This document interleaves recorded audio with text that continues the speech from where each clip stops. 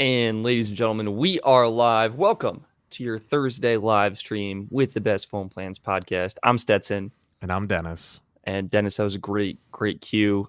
Dennis, how you doing today? I always like to start off with that. Doing well as always. I don't know if you've been keeping track of my Twitter, but I feel like every week I'm having a power outage. But This is so true. but that being jokes aside, I'm doing really good.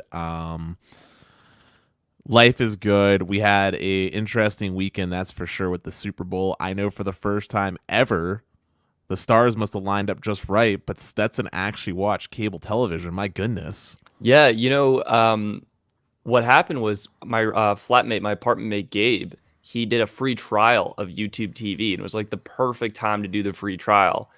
So we got to watch the Olympics and then the Super Bowl, and a 2-week free trial is perfect. But wow, we got to welcome people joining the chat. We got Michael, we got Mario, we got Beckett Fitz, we got Mark Hoyle. Welcome, everyone. So great to see your, I'd say smiling faces, but smiling comments, I guess, or maybe we have your profile pictures. But yeah, great to see you all here. Dennis and I have a really good show planned out today.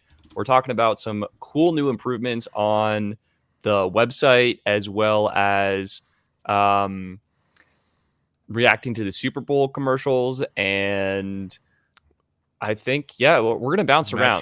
Metro PCS breaking news. Tons of breaking news. We might touch on just some updates to the Galaxy S22 Ultra deals and like what's going on with that. But otherwise, yeah, it should be a really great show. And I think, should we just start off with the title of the stream? Yeah, we probably should. Let's Have you seen this, Dennis? I've been tweeting about this a lot. I have seen it. And it's fantastic. It's really good. So Boom. for anybody that doesn't know, Stetson built a website. Thank you. And joking aside, it's an incredible website to see all the cool plans that are out there, and he added some honestly great quality of life features where now it makes it even easier than before to find a plan that best meets your needs. So you can literally select what carrier or what network you want to be on. You can set up how much data you want to have. Maybe it's a price point, whatever the filter is, and it'll immediately show you the plans that most closely line up with those results. Yeah, so this is it. Spent a lot of time on this these past couple of days here. This is something I've always wanted to do, right? Something a lot of people have been commenting on, like, hey, I wish I could filter plans on your site. Like, you could go to the plans page, you could see like best cell phone plans, but this is really an article, and it was only giving you the top 10 plans, and these are my picks of what I thought were best. But if you wanted to do your own research and see what was best for you based on your needs, I built this new compare plan tab. And what you can do is you can go down here. You can compare all cell phone plans. So there are 448 plans currently in the database from 69 different carriers, both the postpaid carriers and the MVNOs. You've got tons of options to filter these. So first, we do have some sponsored plans. I'm testing that out, seeing how it works. But if you wanted to, you could see my personal top picks, and they're flagged with like a top pick here. And they're organized by price and how much data you get. So you'll notice like Mint Mobile's $15 plan is listed before T-Mobile because you're getting 4 gigs with Mint Mobile as opposed to 2.5 with T-Mobile. And you could reset that anytime you wanted to, but you can also filter by network. So anything on Verizon, boom, these are going to be all your Verizon options. You could do Verizon and T-Mobile. You could do just T-Mobile. Sprint's going to have nothing. Just show you what that looks like. AT&T, want to see the best AT&T plans, and maybe if you want to do like best AT&T unlimited plans, I think the threshold right now is like 15 gigs, which is where it starts. That's actually Boost Mobile, $20, 15 gigs. Shout out to Boost. Those are actually pretty good values. And then you can go to the truly unlimited plans, which are going to be more towards the bottom of the page, where you got AT&T unlimited starter. That's a top pick. I think just because it was the most affordable postpaid AT&T plan. And then, yeah, all the options. And you can also do by features and stuff. It's really cool. Like if you want 5G, if you want HD streaming, mobile hotspot, maybe you want a tablet. Xfinity's got you, US Mobile, AT&T Elite. That's going to be the best option on the AT&T network. So Yeah, that's what we got. You can check it out. It's on the website. Thank you. Yeah. Round of applause. Round of Thank you. Yeah. applause. Yeah. Oh, there's one other really cool thing. So you can date them out price if you want to do like $40. Nothing fills that, so we'll just reset it. Do price maybe $30, and you get all the options on T-Mobile. Boom. You can see like what the available plans are. One other really cool thing I just built this morning is a side-by-side comparison tool. And what you do here is you can compare side by side, feature for feature, the perks, benefits, device financing is there for all of the plans. So let's say if you want to do AT&T Elite versus 5G Get More from Verizon, we can compare that. Cost per month, cost for 4 lines is included here. Minutes, text, data, priority, how much of priority data is included. QCI, just remember for QCI, this is different based on the network. Doesn't really mean anything network to network, but on the same network, it's more helpful. How much hotspot data you're getting. If there's 2G data, in this case, you have unlimited high-speed data, so it's not really relevant. Video streaming quality. This is where AT&T crushes it. 4K UHD. Verizon is still 720p, and the international features as well. So yeah, I was super hyped. I might have to fix this perk section. It looks like Verizon has so many perks. It's overflowing the text field. So Well, yeah. before we change gears, Andrew had a great comment that I feel like we should answer for him. He asked you, Stetson, have you ever thought about making a wizard that will walk through the needs and spit out an answer? And I assume he means similar or akin to like when you order on Xfinity online, for example. Yeah, Andrew, that is something I've thought about a lot. I've been doing research into some chat tools to do that. The challenging part is really building that logic and that flow, especially because most consumers don't actually know how much data they need. So it's kind of this balance where you want to build something that's helpful, but can also work under all scenarios. And I just haven't had the time to dedicate to that right now. So Well, Stetson, you can, since this will be recorded for YouTube so you don't forget, what you could do is instead of asking a specific data amount, you can more so ask what kind of task you're going to be doing. yeah. So for example, are you streaming music or are you streaming video? And if they hit streaming video, you can you can ask them like once a day, twice a day. Like, you get what I'm saying? Yeah, Go that 100%. go that route. One challenge with that though is like, are they on Wi-Fi or are they on cellular? I mean, you could preface this all by saying when not on Wi-Fi. Yeah, you would have to do that because my concern is like, your screen on time can be really high if you're at home on YouTube all day, but you're not using cellular data. So it's a balance. But yeah, Andrew, the answer to your question is yes. I have thought about it. It's something I do want to do. I think the scope of that project as a whole would probably be, it's a lot. So I'd probably say like next year, if anything. But working on making this the best it can be right now. Like something for this, we have a problem with carrier. You can filter by carrier, but the drop down is actually so huge that it just keeps on going. Like, this is a horrible interface. Also, just to really quickly, Andrew, yes, Spectrum Mobile is priority data. So is Xfinity Mobile. True. But I want to change gears. I want to focus on the thing that you were really excited about behind the scenes. You really wanted to react to those ads. I know this is a rarity for you actually watching commercials. So why don't we dig our teeth right into that? Yeah, so we watched the Superb Owl event, the Super Bowl event. I don't know if you're allowed to say super whatever that, like, there's definitely a Linus Tech video I remember watching vividly, and they had to censor that word out. Why? Do you know what I'm talking about? It's like copyrighted or owned, like that phrase specifically. It might have been because it was sponsored content, and so like they couldn't integrate it in some way. I think they were actually doing like a T-Mobile 5G test or Verizon 5G, like one of the two. But anyway, watched the Super Bowl, and there were ads from two of the carriers. One was missing. Dennis, who was missing from the Super Bowl? AT&T. Yeah, AT&T. Do you know why? Do you have any ideas of like, or guesses, Dennis, hypotheses as to why that is? I mean, my wild guess would just be that the Super Bowl ads were probably really, really expensive, and AT&T probably just thought it wasn't worthwhile spending money on the Super Bowl because they don't really have anything to currently market at the moment. Yeah, I think more so the second part. I think big companies like AT&T, like all the carriers, spend millions of dollars on the Super Bowl, and uh, I think the big reason AT&T wasn't doing anything is they didn't have anything to sell. They don't have home internet. They don't have like a robust 5G network right now. They don't have that unique selling point to make it worthwhile. And quite honestly, from doing the trade-in deals video, I think AT&T is kind of coming at it with a quieter approach, just like giving customers really good deals, really good values. I love you could trade in. It was any Samsung Galaxy phone, not like the A series, but like the S series, Galaxy S series phone. $800 of credit. Like that's amazing. Any condition too.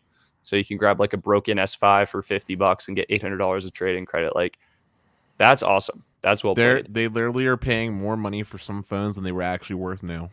Yeah. It's amazing. Like I think that's such a great strategy. And I think that's why AT&T, yeah, they didn't have a presence in the Super Bowl. So who was there, Dennis? So there was T-Mobile and Verizon. Verizon brought back the cable guy. The cable guy. That And was then really funny. T-Mobile came in with a wrecking ball with Miley Cyrus. Oh my gosh. Yeah, well said, Dennis. Well said. So yeah, I guess initial reactions. Maybe let's do initial reactions to the T-Mobile one, and then we'll hit Verizon. Well, there was two that T-Mobile had. There was the Miley Yeah. Cyrus Oh, they one, did the and home internet one. and Yeah. they had the home internet one. But I want to start off with the "For the Phones" song that T-Mobile did. I'm gonna be quiet real quick, Stetson. I want your heartfelt thoughts. What were your thoughts on that? The Miley Cyrus commercial first. I think T-Mobile had a lot of money and they just wanted to do something fun. It didn't really speak to me personally. I wasn't compelled to sign up for T-Mobile service. I don't think it was really a good ad in my opinion, but T-Mobile just like, hey, we've got a lot of money. Miley, you want to sing a song? And that's what happened. So, dude, when I was listening to that commercial, okay, alls I could think about was the parody in my head that I thought would have been better. Instead of doing it for the phones, do it for the thong. That's all I could think about. And I'm sorry. That's all I could think about. I just like Carlos and Sneed and them, they got in my head with that whole thong thing. And that's all I could think about was do it for the thong. Oh my God. Now, so I didn't really care for that commercial. Now, the other one where they had the two guys chilling on their patios, that commercial I thought was pretty solid. That was great. Yeah. So I guess like a quick lowdown here. We had two guys chilling on their patios. One person, your cable internet subscriber, other person on T-Mobile home internet. And they, start a friendly chit chat. And it's kind of like a back and forth questioning. If you were to talk to your neighbor, like, oh, do you have a high monthly rate? No, it's super affordable. Like, do you have to plug cables in, things like that? And it's like, nope, wireless, you plug it in, good to go. And it was all about, T-Mobile said like save 50%. But I think, Dennis, to your credit, you have kept us in check on this show. And we know it's possible to get very affordable cable options, especially with the new promo deals that they send your way. So overall, I did think it was a lot better of a commercial. And I thought it was interesting they focused on home internet. Yeah, you were saying that behind the scenes where I basically said I don't think this would be a whole show worthy if we just talked about ads. Hence the reason why we're doing a live stream. But you said, well, I'll let you say what you said to me behind the scenes. I thought so. T-Mobile, they have anything in the world to talk about. They're paying millions of dollars for 30, maybe even more, 45 seconds of airtime during one of the most viewed events in American culture. And they chose to focus on T-Mobile home internet, not your new iPhone 13 deal, not your $1,000 off Galaxy S22 Ultra, not your Magenta Max, but T-Mobile home internet. And I was thinking to myself, like, what does that mean for T-Mobile? I think it means they see that product as having the most growth opportunity for their brand right now. Well, obviously it has the most growth. That's in it. They literally have, for all intents and purposes, almost zero market share versus the cellular market, which is highly saturated. So yes, it is their growth product in the same way that cable has cell phone service as their growth product. But Well, look, you know where I stand on T-Mobile's fixed wireless home internet products. So Yeah, it's great for some. It's not great for Dennis. But yeah, I thought it was a good commercial and interesting. Like they chose to market that to however many millions of people. I would have thought like a phone deal would have been more lucrative or getting people on Magenta Max. But I think clearly it's just they want people to know T-Mobile home internet exists. And yeah, Andrew's saying, I think the marketing was just right though, considering who the demographic was that was watching. I yeah, think that was the right move, focusing on the home internet product. I think you're right. And Andrew is saying, to be fair, T-Mobile home internet allows them to milk the most out of their tower upgrades. They spent the capex on a tower and then open it up to the neighborhood.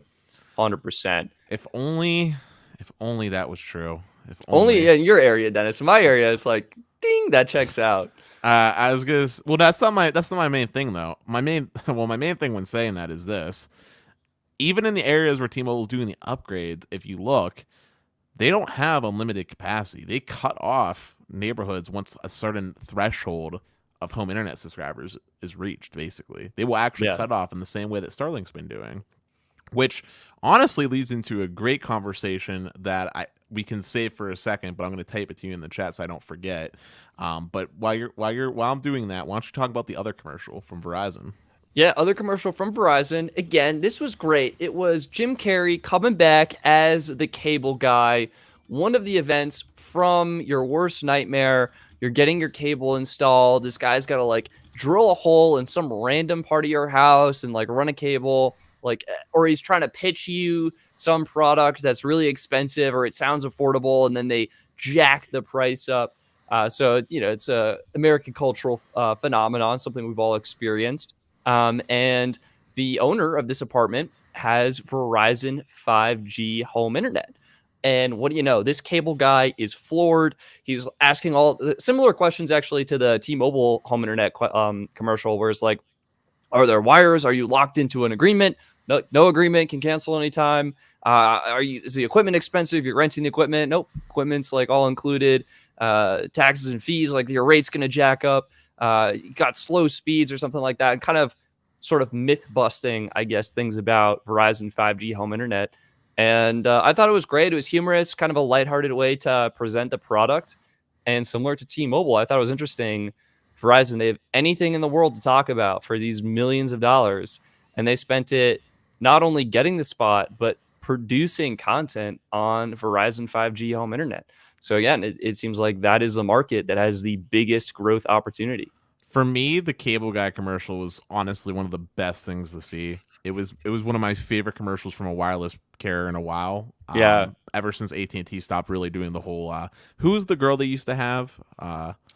Oh, was that Verizon? Or are you thinking of the AT&T girl? No, I'm talking about the AT&T girl. Like AT&T used to have a girl like way back in like the early iPhone days. I can't think of her name for the life of me. Yeah, I don't But know. like that was like a great series of commercials, and T-Mobile used to have some great commercials too, like around the holidays when they did Dumb and Dumber and Scare and Scarier commercials. But it's been a while since we got a great commercial. But Andrew's touching on a point, which is what made the cable guy commercial especially full of irony from Verizon for me personally.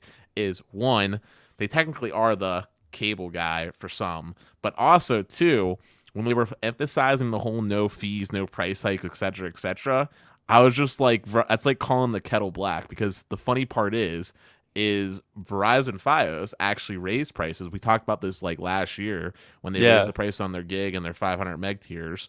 But they also brought back promotional pricing. They didn't bring back contracts, but they still brought back promotional pricing. They raised the price on gig. They're currently doing a promo right now where it's $10 off for 2 years, which puts it back down at what gig used to cost. But then afterwards, the price goes up. So it's like, they're creating problems and then solving them. Come on, Bryce. But it is funny. But that there was some irony to that. Also, thank you, Ryan. The girl's name was Lily. Lily, shout out to Lily. Thank you for doing all the AT&T commercials. Dude, you know what? This is just a random thought. We should try to get Lily on the show. Dude, how awesome. Hold on. And I want to hear this from the fans as well. How awesome would it be if we actually did manage to get one of those people that were doing like the ads to hear more about like behind the scenes? Like, what if we got the dude that used to say, "Can you hear me now?" He worked for Verizon and Sprint for their commercials. I think that'd be really cool. And we had talked about, actually, this isn't that far off, Stetson. If you remember when we had Aaron on, we had talked about getting the guy that did the ad for Mint Mobile. Oh But, yeah. The devil. mm-hmm. The devil. Yeah, He had wireless. He had messaged us the name of the guy that performed. Well, yeah, we'll have to reach out, try and get some fun guests on for the show. Also, Pete yeah. said, "Don't vanish. I'm cooking dinner." Yeah, Pete, we're good. We're locked in. We're good to go. Maybe, yeah. So, Dennis, I guess overall thoughts on the commercials. Who did it better? Verizon. And yeah, I think Verizon. They crushed it. And It was focused, and it wasn't like cringe. Is the word I would go. Like T-Mobile's commercials, especially the Miley Cyrus one, was very cringe. It made me gut wrench. Yeah, that's what I'm feeling right now. And yeah, it's good Lily's still employed by AT&T, although she wasn't in the Super Bowl. Dennis, what are your thoughts on? I think I already asked this, but like AT&T not being there, is this bad for them? How do you think it'll impact things going forward? I mean, honestly, if you want to know the truth, if I had it my way, the carriers would just stop doing Super Bowl ads. I mean, I'm not such a waste. Like, I'm not joking. I mean, like, look, I know the reason. Wait. I know the reason they do it. Okay, I get that they want to be up in people's faces, but at some point, it has to be diminishing returns, especially with how expensive these commercials are. And the fact of the matter is cable's expensive to do ad on. Like, you're much better off spending money on online and targeting your ads towards the right demographic. Oh yeah, you just like, it's a spattering. You got me, who definitely doesn't need any of those products. You got Dennis doesn't need any of those products. You got some people do, some people don't. Like, wide ranging socioeconomic statuses, super unfocused. And Dennis, I think you're right. They'd see probably higher ROI doing ads, like running a banner ad. I'll bring it back on the best phone. Like this thing. Look, Mint is literally, this is not me. This is Google Ads, but Mint has developed targeting so they know that the Best Phone Plans website is related to telecom, and they can make a banner ad. It's more cost effective for them, and you sign up, and you're more likely to sign up. Not just that, but even if I was a candid buyer, like Verizon's fixed wireless product ain't going to be available. I'm a Fios customer. Like, I can't get it. Literally, even if I wanted to. Right? Like unreal. Like, and here's the funny, and here's the best part and the funny part too. This whole targeted ads thing can already be done on cable as well. Most cable operators have like X1 boxes or video over IP boxes or whatever, where they can actually focus and insert ad slots locally to your targeted demographics as well. But yet the carriers decide to take this very wide net approach. And I get why they do it. Again, they want chatter, they want social media talk. But just imagine if they took that money and decided to upgrade another market like they did the Super Bowl. $125 million, just put it somewhere else and actually put it in the network, right? Like, oh man, it'd be great. I guess two things I wanted to mention here. One, yeah, a lot of people aren't even eligible for the home internet product. So like, you have to be in a specific coverage area. Your neighborhood has to get it. And you like can't already have another internet solution that's already really good. So I don't know. It's interesting. Whereas I feel like if you did like an iPhone or a trade-in deal, I think way more people are going to be eligible for that. Like, pretty much all your customers are going to be eligible for that. The second thing I wanted to mention, it reminds me, Dennis, I don't know if you remember the Mint Mobile Super Bowl ad from last year. The Milk one? No, that's Chunky Milk, by the way. It's milk. I don't know where milk is coming from over there, but it was last year they did a Super Bowl ad by not doing a Super Bowl ad. They actually got an ad in a newspaper saying they weren't doing a Super Bowl ad because it was too expensive. And instead they gave out like 100,000 months of free service or something like that. I did not. Yeah. It was great. So, right? Like, imagine if Verizon did that. Free trial, maybe. Like, boom. That'd be sick. So that would be kind of sick. But I want to change gears a little bit and ask you an important question. We talk a lot about fixed wireless. It's been all over the news. It's been in your words, the new thing with 5G is what it's enabling. This is like the 5G killer app. I guess I'd put that in quotes, but yeah. But here's the real question. Out of the two carriers that are currently offering real fixed wireless options on their networks, Verizon and T-Mobile. Who do you think is going to actually win this year from like a subscriber growth standpoint and actually penetrate the market? I think T-Mobile has a strong start. They hit the ground running. They had a lead in deploying their network, pumping the advertising and getting customers. Verizon really, I mean, they're lucky they got this deployed before the Super Bowl. Okay. I'm sure they were relieved that they had produced their commercial and could actually air it as opposed to having to pivot to something else. So I think T-Mobile hit the ground running. I think we've seen a lot of people talking about some issues with not necessarily the network so much, but more so with the product, the Nokia gateway, causing, in combination with some choices with the network, a little bit worse performance than you would like for a true home internet connection. From what I've heard anecdotally, I think Verizon's equipment is much better and it's doing a better job managing everything. And I think Verizon's network is also a little bit better for serving home internet customers. I think they have the tower density, and especially in millimeter wave sites, like they have the capacity and the speeds to deliver a really solid home internet offering. And unlike T-Mobile, Verizon is offering a huge discount on their home internet product for existing customers. You can get it instead of 50 or 75 bucks, you get 50% off, so it becomes $25 or $35, which is amazing. I think that is an outstanding deal and a great value for what you're getting from their product. I think all that said, I would put money on Verizon. T-Mobile will definitely be marketing a lot, and we've seen that. But I think Verizon right now has a better product and an overall better deal. So that's my take. Dennis, what are your thoughts? I saw you kind of nodding your head some places, but I know you've always got spicy takes circling around in there. So what do you think? Who in your mind is winning the home internet fixed wireless race right now? The answer is it's going to be whoever can actually sell it to more people. Because right now, uh, 5G ultra capacity for all intents and purposes, jokes aside, is pretty much deployed on a national scale. Like jokes aside, I know I like to joke a little bit with T-Mobile, but they have deployed their ultra capacity at this point. It's pretty much in all the places that matter for the most part. But I would say about 90% of those places can't get the T-Mobile home internet product. Just not allowed. And the same issue is happening with Verizon C-band. I have a buddy of mine. He lives out in a rural part of Pennsylvania. I wanted to think about what I wanted to say there. And he can see the cell site from his window of his house. Perfect. That's what you want. He gets some of the best C-band performance I've ever seen, period, with my speed tests, and he's not eligible for Verizon's home internet product.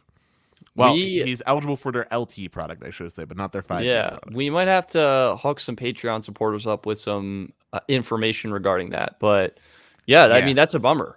And my understanding is Verizon is trying to offer the home internet product everywhere they offer C-band and ultra wideband 5G, which they're basically the same. Like anywhere you get ultra wideband should be, I think in Verizon's eyes, an area they want to offer the home internet products. But yeah, unfortunately, I'm not sure if this is like on their back end, they're like lagging behind in catching up with coverage maps and updating the tool where it's allowing certain zip codes to be eligible. You're definitely right, though, Dennis. It's not as widely as available as you'd like.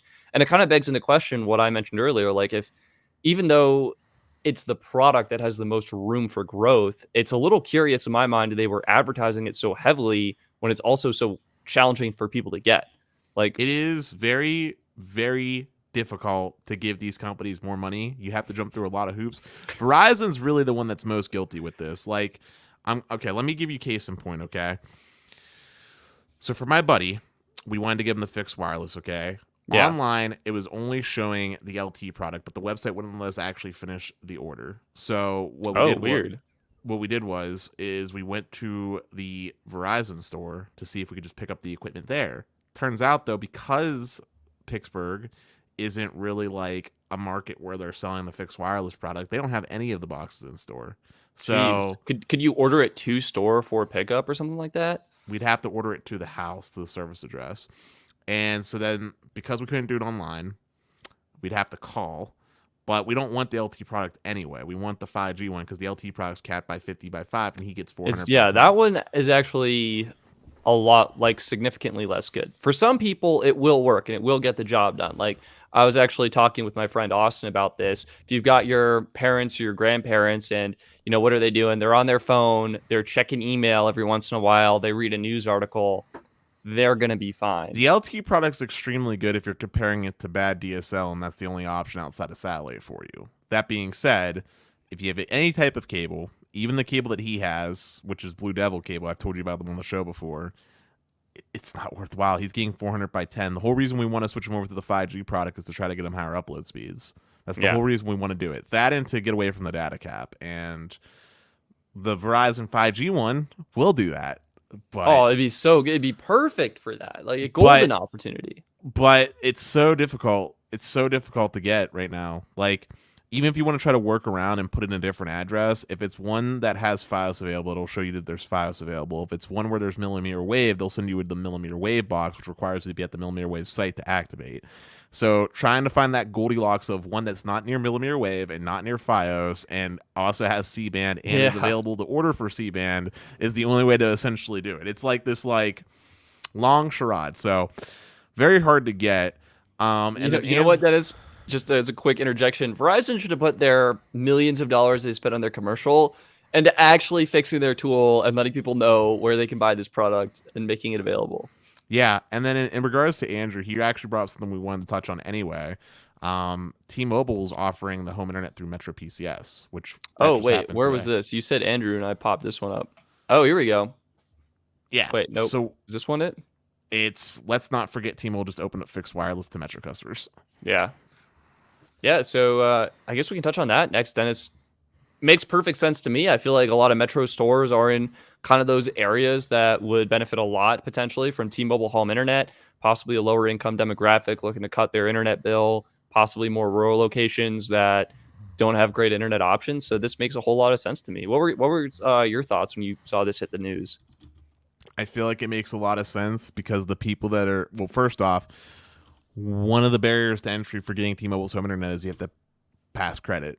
Like, you actually have to have a postpaid account. Yeah, right? I remember that. I think I called to sign up, and they ask you basically for everything. Like, they set up your account over the phone, and you need to, it's a postpaid service. Like, it's actually throwing me off because I think my billing date, or like when I pay my bill, is the end of the month. It's not. I'm already into the next month. It's a disaster.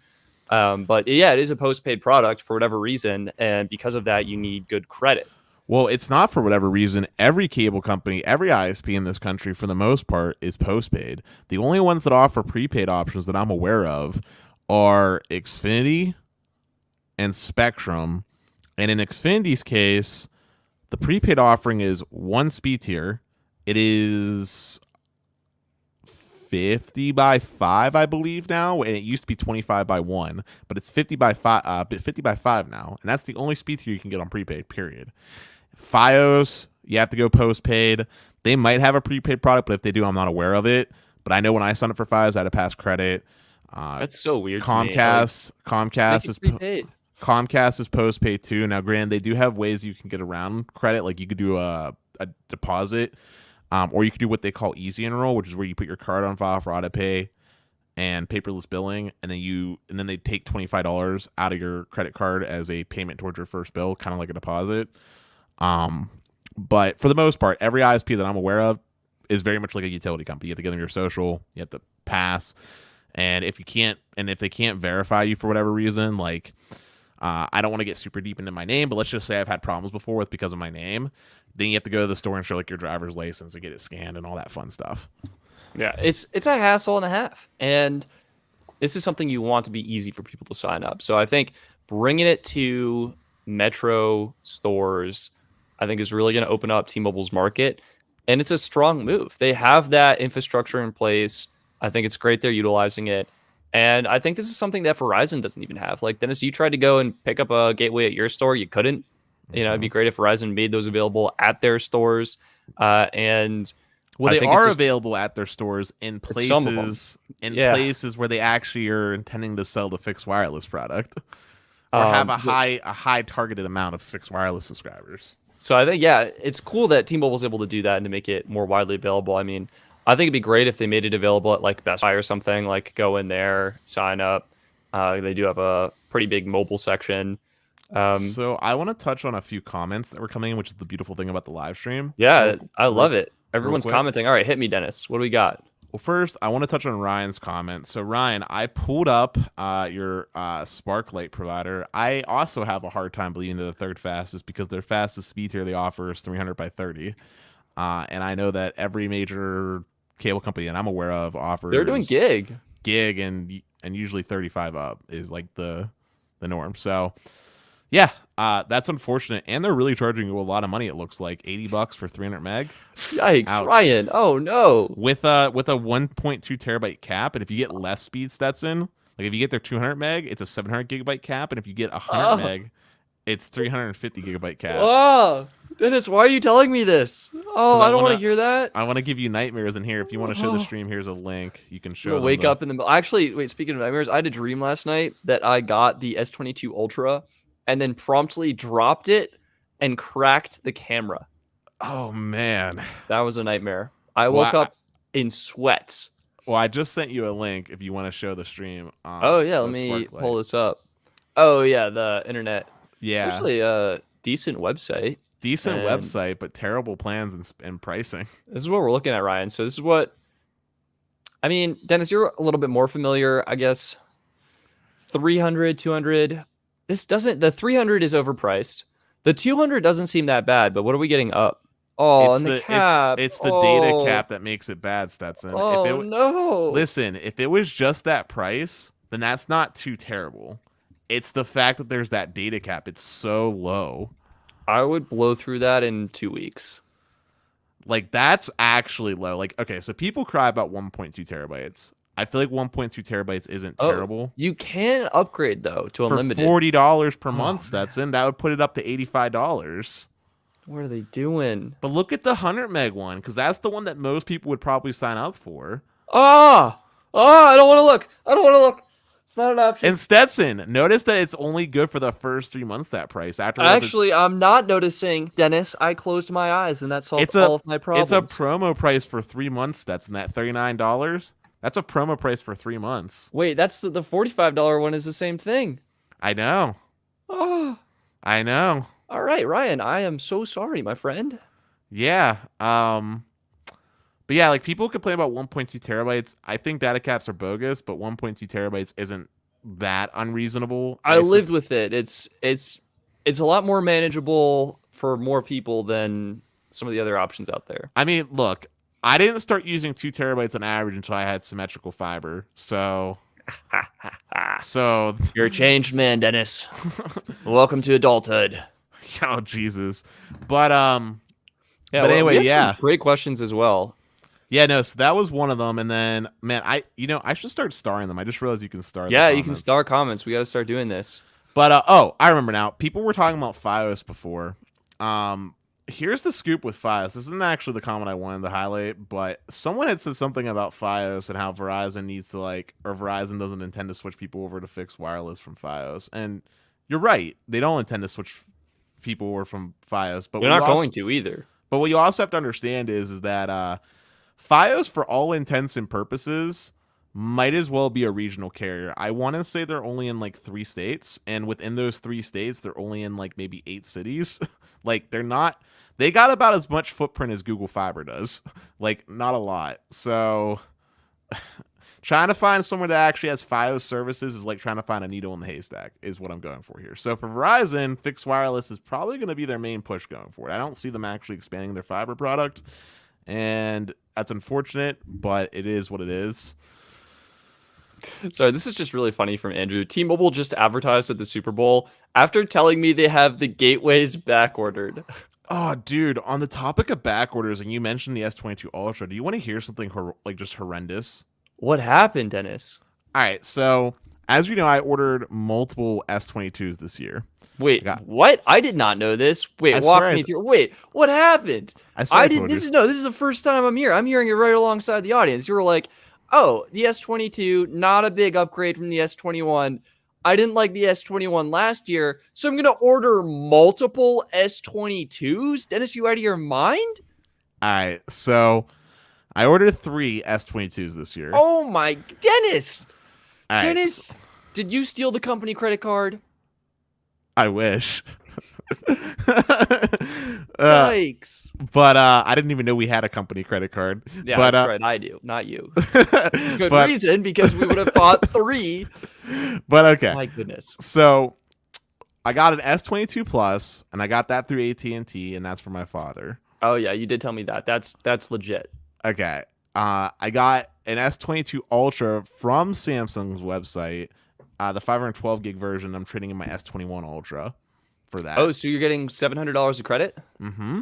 Nice. So I got that unlocked. We're going to need a full report on what your experience is, because I don't know if you caught my video. There are some horror stories on Reddit, Dennis. I've ordered from Samsung multiple years and honestly haven't had issues. In fact... No. The trade-in part. It's the trade-in part. I haven't had issues with Samsung. Really? Yeah. Okay. Maybe the way you're talking, I'll have another rant. Knock on all the wood. Yes, this plastic desk that I'm using. But anyway, I ordered one from Samsung, and that's coming in on time. That's coming in on the 25th. But then I also opted to take advantage of T-Mobile's deal for Magenta Max customers. For the first time since the Note 4, I'm financing a phone through a carrier. And for that one, I'm trading in my S20 Plus with T-Mobile for an Ultra. But here's the scoop. The Ultra, when I was trying to order on the website, it kept breaking whenever I got it. Oh, website, I tweeted something out. It was a disaster. It was like an absolute dumpster fire, an exceptional dumpster fire. So I called in and... You called? Wow. I called in and I spoke with a phenomenal representative. I want to say her name was Heather, if memory serves me correctly. You can say her name was Heather, even if it's not. But she was fantastic. First off, I was proud of her for actually being one of the first representatives I talked to from T-Mobile to actually ask me for my security PIN and send me the PIN verification, and the fact that they had the email consent and everything else. She was... Wait. So this is T-Mobile now. This isn't for Samsung. I know. Yeah, this is T-Mobile. I know. Well, it's shocking. okay. So this is separate than the Samsung website was bad. No, Samsung website was good. The T-Mobile website. T-Mobile website was bad. Oh, well, the Samsung website was also really bad for the first 48 hours. Nah, the Samsung website was fine. No, it was bad for me. Dude, I had 2 devices, 3 devices. I tried. Oh my god. Dude, the only thing I had a problem with Samsung's website is when you would order the accessories and then you'd have to go all the way to checkout to find out they were out of cart and you'd have to start over your order. That was the only thing I had a problem with. I never had that problem. I couldn't get things in my cart. Then I had duplicate things in my cart. Then I had cleared the cart. But anyway, we're on T-Mobile now, okay? I thought you were blown away by the fact that they were actually following security procedure, because I was shocked too. But no, I had a great time talking to the rep. She helped me out. She helped me get the phone ordered. It was supposed to come in for the 25th. Well, now I look at my T-Mobile app, and it has a little message that says, your phone, it's pre-ordered or whatever, right? They have it pushed out until either May or June. What? Yeah, that can't be right. No, yeah, that's gotta be. And on the website, I can't even view it. I can only see it through the app. So they have it delayed. That's weird. Expected ship date. Oh my god! So it went from being the February 25th now to May or June of this year. That's nuts. I'm sorry about that. That's weird. And then also, you're asking me why I'm upgrading. The reason why I'm upgrading is because of the Ultra. Yeah. Specifically, the Ultra is an improvement, and specifically, the thing that is an improvement is the modem performance based off of Sasha's great testing. I wanted to have the latest and greatest phones for the respective networks so I can give the most comparable testing possible. The S20 Plus was the one when the S21 Ultra came out, I said I didn't want to upgrade from the S20 Plus. That's correct. And that's because of the lack of expandable storage. But with the promo going, thing. I'm aware. But with the improvements to internal storage and the fact that I've accepted the fate of expandable storage as being dead, and the fact that I've accepted the fate that Samsung Pay is also dead, and the fact that these phones aren't going to be my daily drivers, my iPhone is still going to be my daily driver, I opted to upgrade because you know what? if the phone isn't my daily driver, then it doesn't matter. These are just networking testing phones at this point. Yeah. Yeah. I mean, that makes a lot of sense. And you had the extra devices to trade in and you got a bunch iPhone of is still credit. the daily driver. I am not converting from the iPhone. I just wanted phones that would give the best possible results, the best fair shake to all the respective Well, I networks. guess my follow-up question then, like, why the Ultra? Like, why not go for your more affordable S22? Because that has the same modem, same cellular performance. The screen's not as high res, but, it's not going to be your main device. Wait, you asked me why did I go for the Ultra? Yeah. Because if you went with one of the lesser phones, you got less trade-in credit. Oh, so you did it for the trading credit. I mean, that, and also because when it comes time to trade in those phones again or sell them, the That's Ultra is going to true. be worth more. Yeah. And also, realistically speaking, if I am going to use the phone for any reason, you know me, I like my big screens. Oh, it's a big boy, Dennis. It is a big boy. The Ultra is huge. Big boy and big battery, and I was concerned about battery life on the normal S22. Yeah, I saw. Did you see Mr. Who's the Boss? Yes, I watched his videos, Yeah. and it made me even happier that I went with the Ultra. Ultra. Yeah, well, he compared it. S21 actually did really well. The one thing, though, he was using the Exynos model, is my understanding. And we don't know how this Snapdragon 8 Gen 1 chip is going to perform battery-wise. So I'd be very curious to see another test on that. But yeah, Dennis, I mean, it makes a lot of sense now that you think of it, I guess.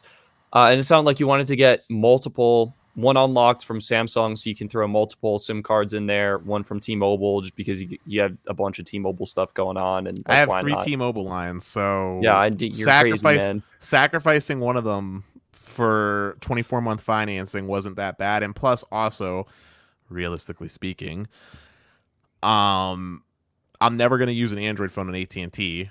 The reason why I got the unlocked one was so I could use it with the lowest red Verizon line. And the T-Mobile one's always going to have a T-Mobile SIM in it, so it works out perfectly. Yeah, the only thing that I'm a little bit surprised on is why you wouldn't have kept the S21 Ultra to do possible side-by-side tests and for the future to do a trade-in next year for the S23. Because now your device, well, I guess the unlocked Samsung you could trade in. You could just go through them. already had that planned out. The S22 Ultra is what I will trade in, the unlocked one. Yeah. And that will fetch more value than the S21 Ultra will. It's true. Year. Yeah, I think I did the math, and based on last year, so you got $700, right? So it's about $500 to upgrade every year with Samsung. So and then also, as far as your side-by-side comparison, if Stetson and Co. wanted to invest in Dennis actually doing such a project, I could just go to our good friend Swappa and get an S21 Ultra cheaper off of Swappa. Oh, dude, they're so affordable right now. It's awesome. But realistically speaking, let's be real here. And I'm sure the audience knows this too. You're the one that makes the quality videos. I'm just an entertainer with sometimes well thought out thoughts. Yeah, you know so much, Des. That's why we love you. We love having you on the show for that. And so yeah, that's actually really interesting. I'd be super curious to hear your results. I'm gonna have to figure out what to do with my S21. I'm almost thinking of upgrading that to an Ultra because I think, not because I need to, but because I think in like YouTube videos and comments, people will point out like, oh, you're comparing an S22 Ultra to an S21. That's not fair. And it's like, okay, well, everybody cool your jets. The S21 has the same performance as an S22 Ultra. It doesn't, what do you mean? Though. Or I mean, as an S21 Ultra. That's what I mean. The S22? I'm saying S21 to S21 Ultra. That's what I'm talking about. Like the same. But people will come after me if I'm comparing not two Ultra devices. You know what I'm saying? Actually, not yes.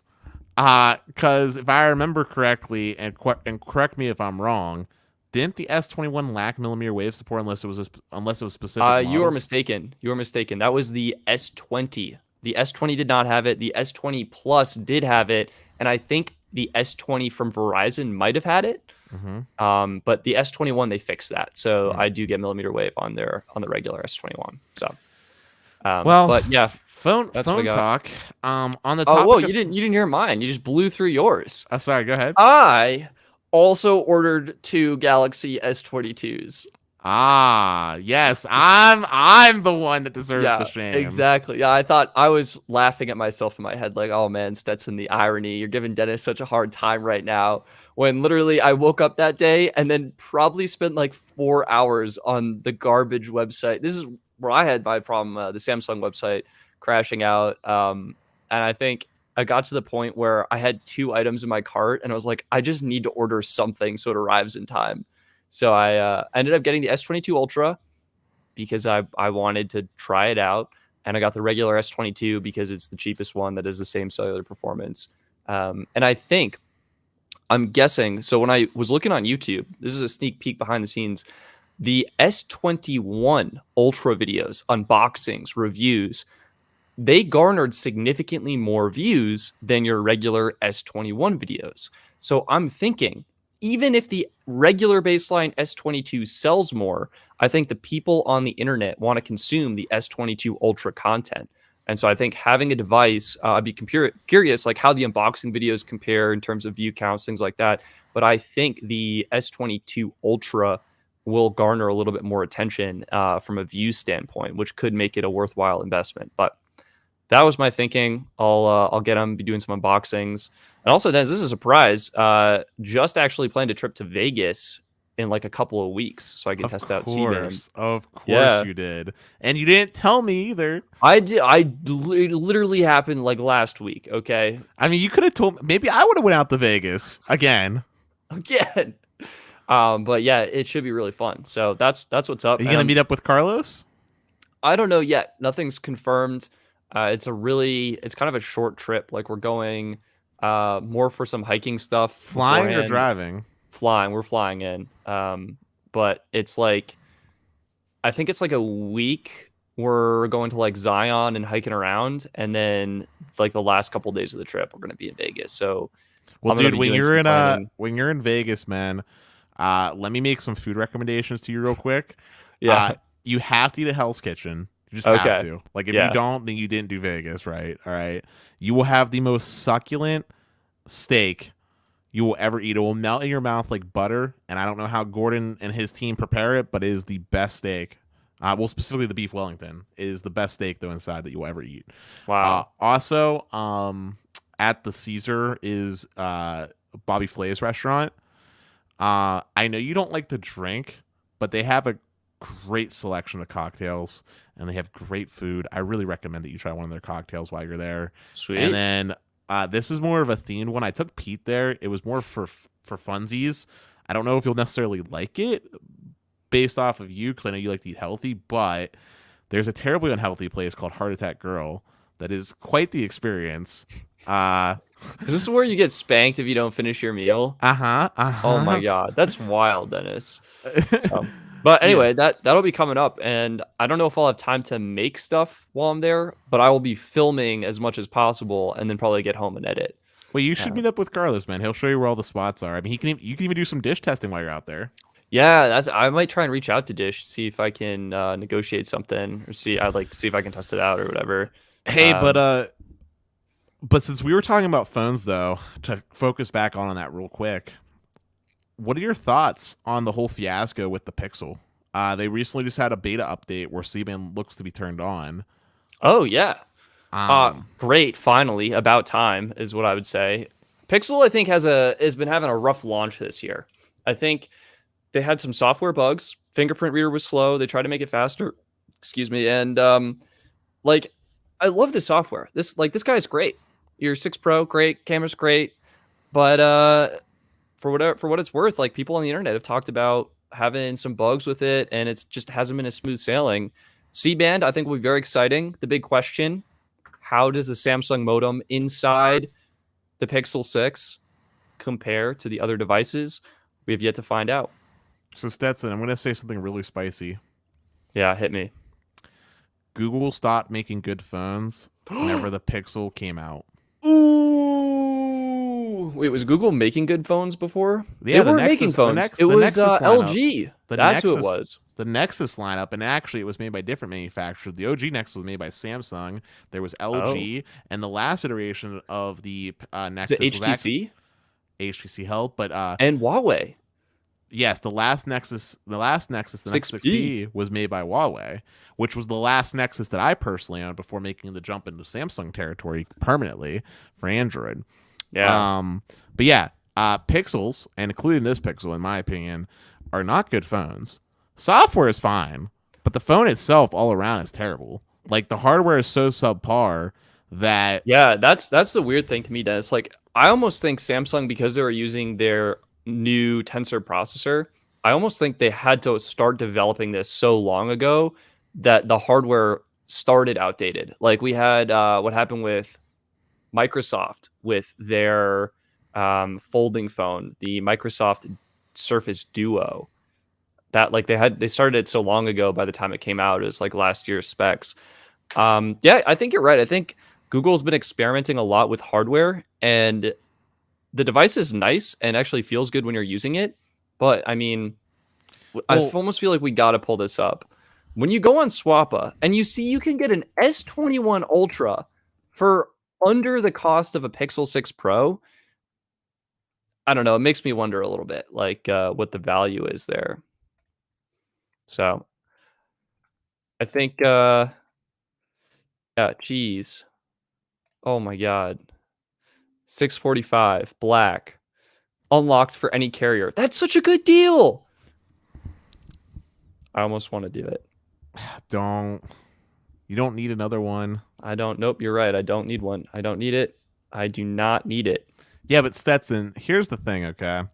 Ooh, that is definitely fair condition. My big my big my big problem with the Google phones, okay, Yeah. is that it's not just about the processor. Okay, the processor is honestly the least of my concerns.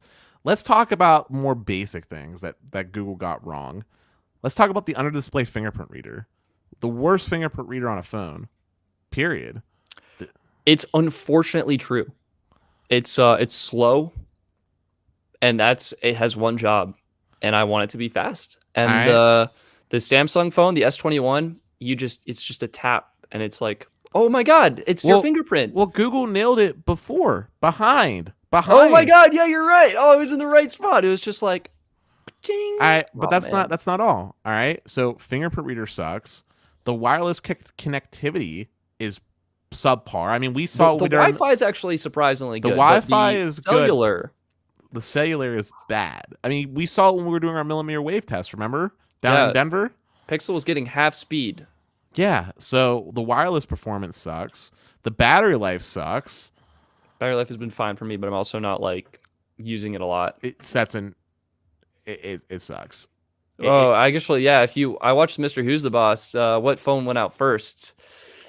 It was the 6 Pro. Yeah, the battery life sucks. Okay, could use some improvements. All right, the screen is of inferior quality. It's had burn-in issues like every year. They were using the LG screens, and they've always had burn-in problems on those AMOLED panels. Yeah, I guess I haven't had that on mine, and I think it's a little too early to tell for the 6 series. What I will say, and I think the S22 Ultra actually does this, I am not a fan of the curved display. The waterfall is that's a massive thumbs down from me. It's like you get like two bright bars just like flanking the sides of your phone. What's your take on the waterfall, Dennis? I dislike it as well. It causes so many incorrect taps to happen. Thankfully, if you put a case on, like a proper bumper case, that helps negate some of it. But I see. That. I don't like the design. But also, and here's the big selling point for Pixel, I would argue the camera sucks on Pixel too. Like I respectfully disagree with that. I think let me elaborate on what I mean by this. Okay, still shots look great. The post-processing on Google with the still shots looks fantastic. And I would say everybody at this point that makes a flagship phone is nailing still shots. I don't think that's the benchmark anymore. But video recording is god-awful. And this is not just a Pixel problem. This is an Android overall issue. But Pixel specifically has some of the worst video recording I can see on a phone. From the jello effect that comes from how they're trying to do the image stabilization to the audio as well. It just all around is not good. Yeah, that could also be better. I definitely I had an issue last year. I went out Pixel 5 and I was doing some speed testing and I was like, oh, Pixel 5, I'll use a secondary phone. I'll use it to capture some video. I popped on a video stabilization mode.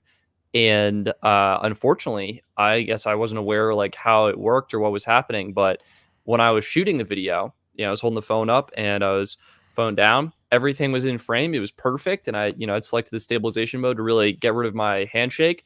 Come back, look at the footage.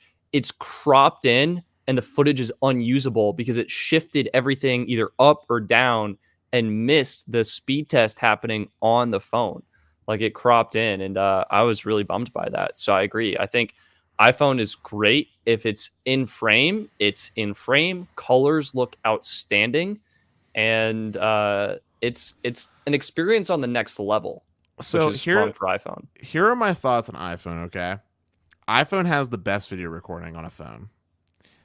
iPhone also takes pretty solid, generally speaking, standard photos. You might I have one or two that look better to your personal appeal on a Samsung device. Yeah, I've actually been loving the, it sounds weird to say this, but I've been loving the oversaturated look on the S22 Ultra.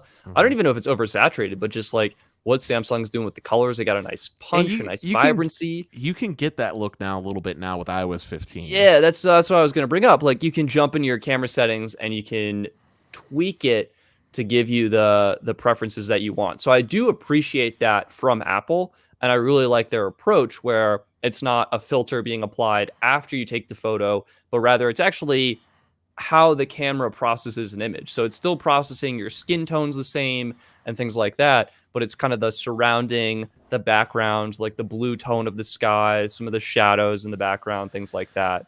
So so going back to what I was saying, like Apple's iPhone takes pretty decent still shots. You can actually find some examples of where Samsung does a better job. I think And they trade blows is how I feel. Like all three, I would even put Pixel up there. Like really comes down to your preference. They all look great. yeah, but that's not what I'm trying to say. So iPhone takes great pictures, and there are going to be some times where you find that Samsung does a better job. But overall, if we're talking about a holistic camera, iPhone is the most holistic. Like, Yeah. yeah, Samsung has the more megapixels, and so you'll have a better time cropping in. And yeah, Android tends to save files in a format that's easier to actually dish out to other devices, which is great because a lot of times with Apple, you have to convert it back down to like JPEG or whatever if you want to do something with it because it gets saved in that HVEC format, which is hard to work with.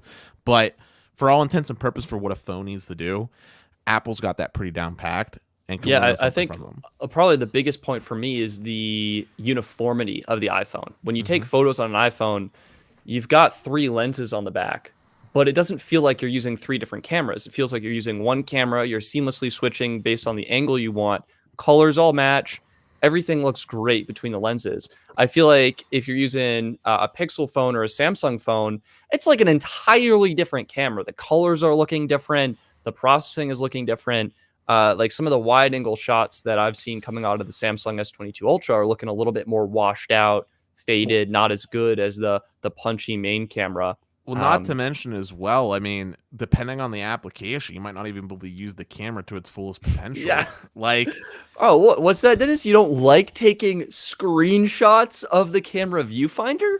not particularly. I mean, look, my big thing that I like about iPhone is that I don't exaggerate this when I say it, but it is literally point and shoot. Like literally, if I want to take a picture right now and move my hand, it'll take the picture right on time. Whereas like a Pixel, you have to really like sit still for a second. It's not Yeah, fast like that. take some time to process. A lot of imagery going on back there. But yeah, I'm hoping that this year Pixel might be able to do something exciting. I'm hoping that this year as well Apple finally increases the megapixel count. I know megapixels aren't everything, but if Apple wants to do 8K, they have to increase megapixel count. And I do think there is an argument to be had that having more than 12 megapixel cameras can be beneficial, especially when we start talking about these more high-end zoom focused pictures to try to get that little bit more detail. Yeah, I think it's a balance. Like if you want low light, how do you get better low light performance? You actually have Sensors. larger sensor and larger pixels because each pixel can therefore get more light. So I think if they switched to even a bigger sensor, that would be awesome. I'd be fine if they kept 12 megapixels. Like I'll give you an example, Dennis. The Sony A7S III, actually my main camera. I'm like double. Well, let me go back. I'll go back a generation to at least the S2 because I actually can't remember what the megapixel count is on that. Actually, I think it's only 12 megapixels. And the reason is a full frame camera that's only 12 megapixel. But the reason is because the performance they can get out of that, especially for video, is exceptional. Like the low light is outstanding, and it's great. You're right.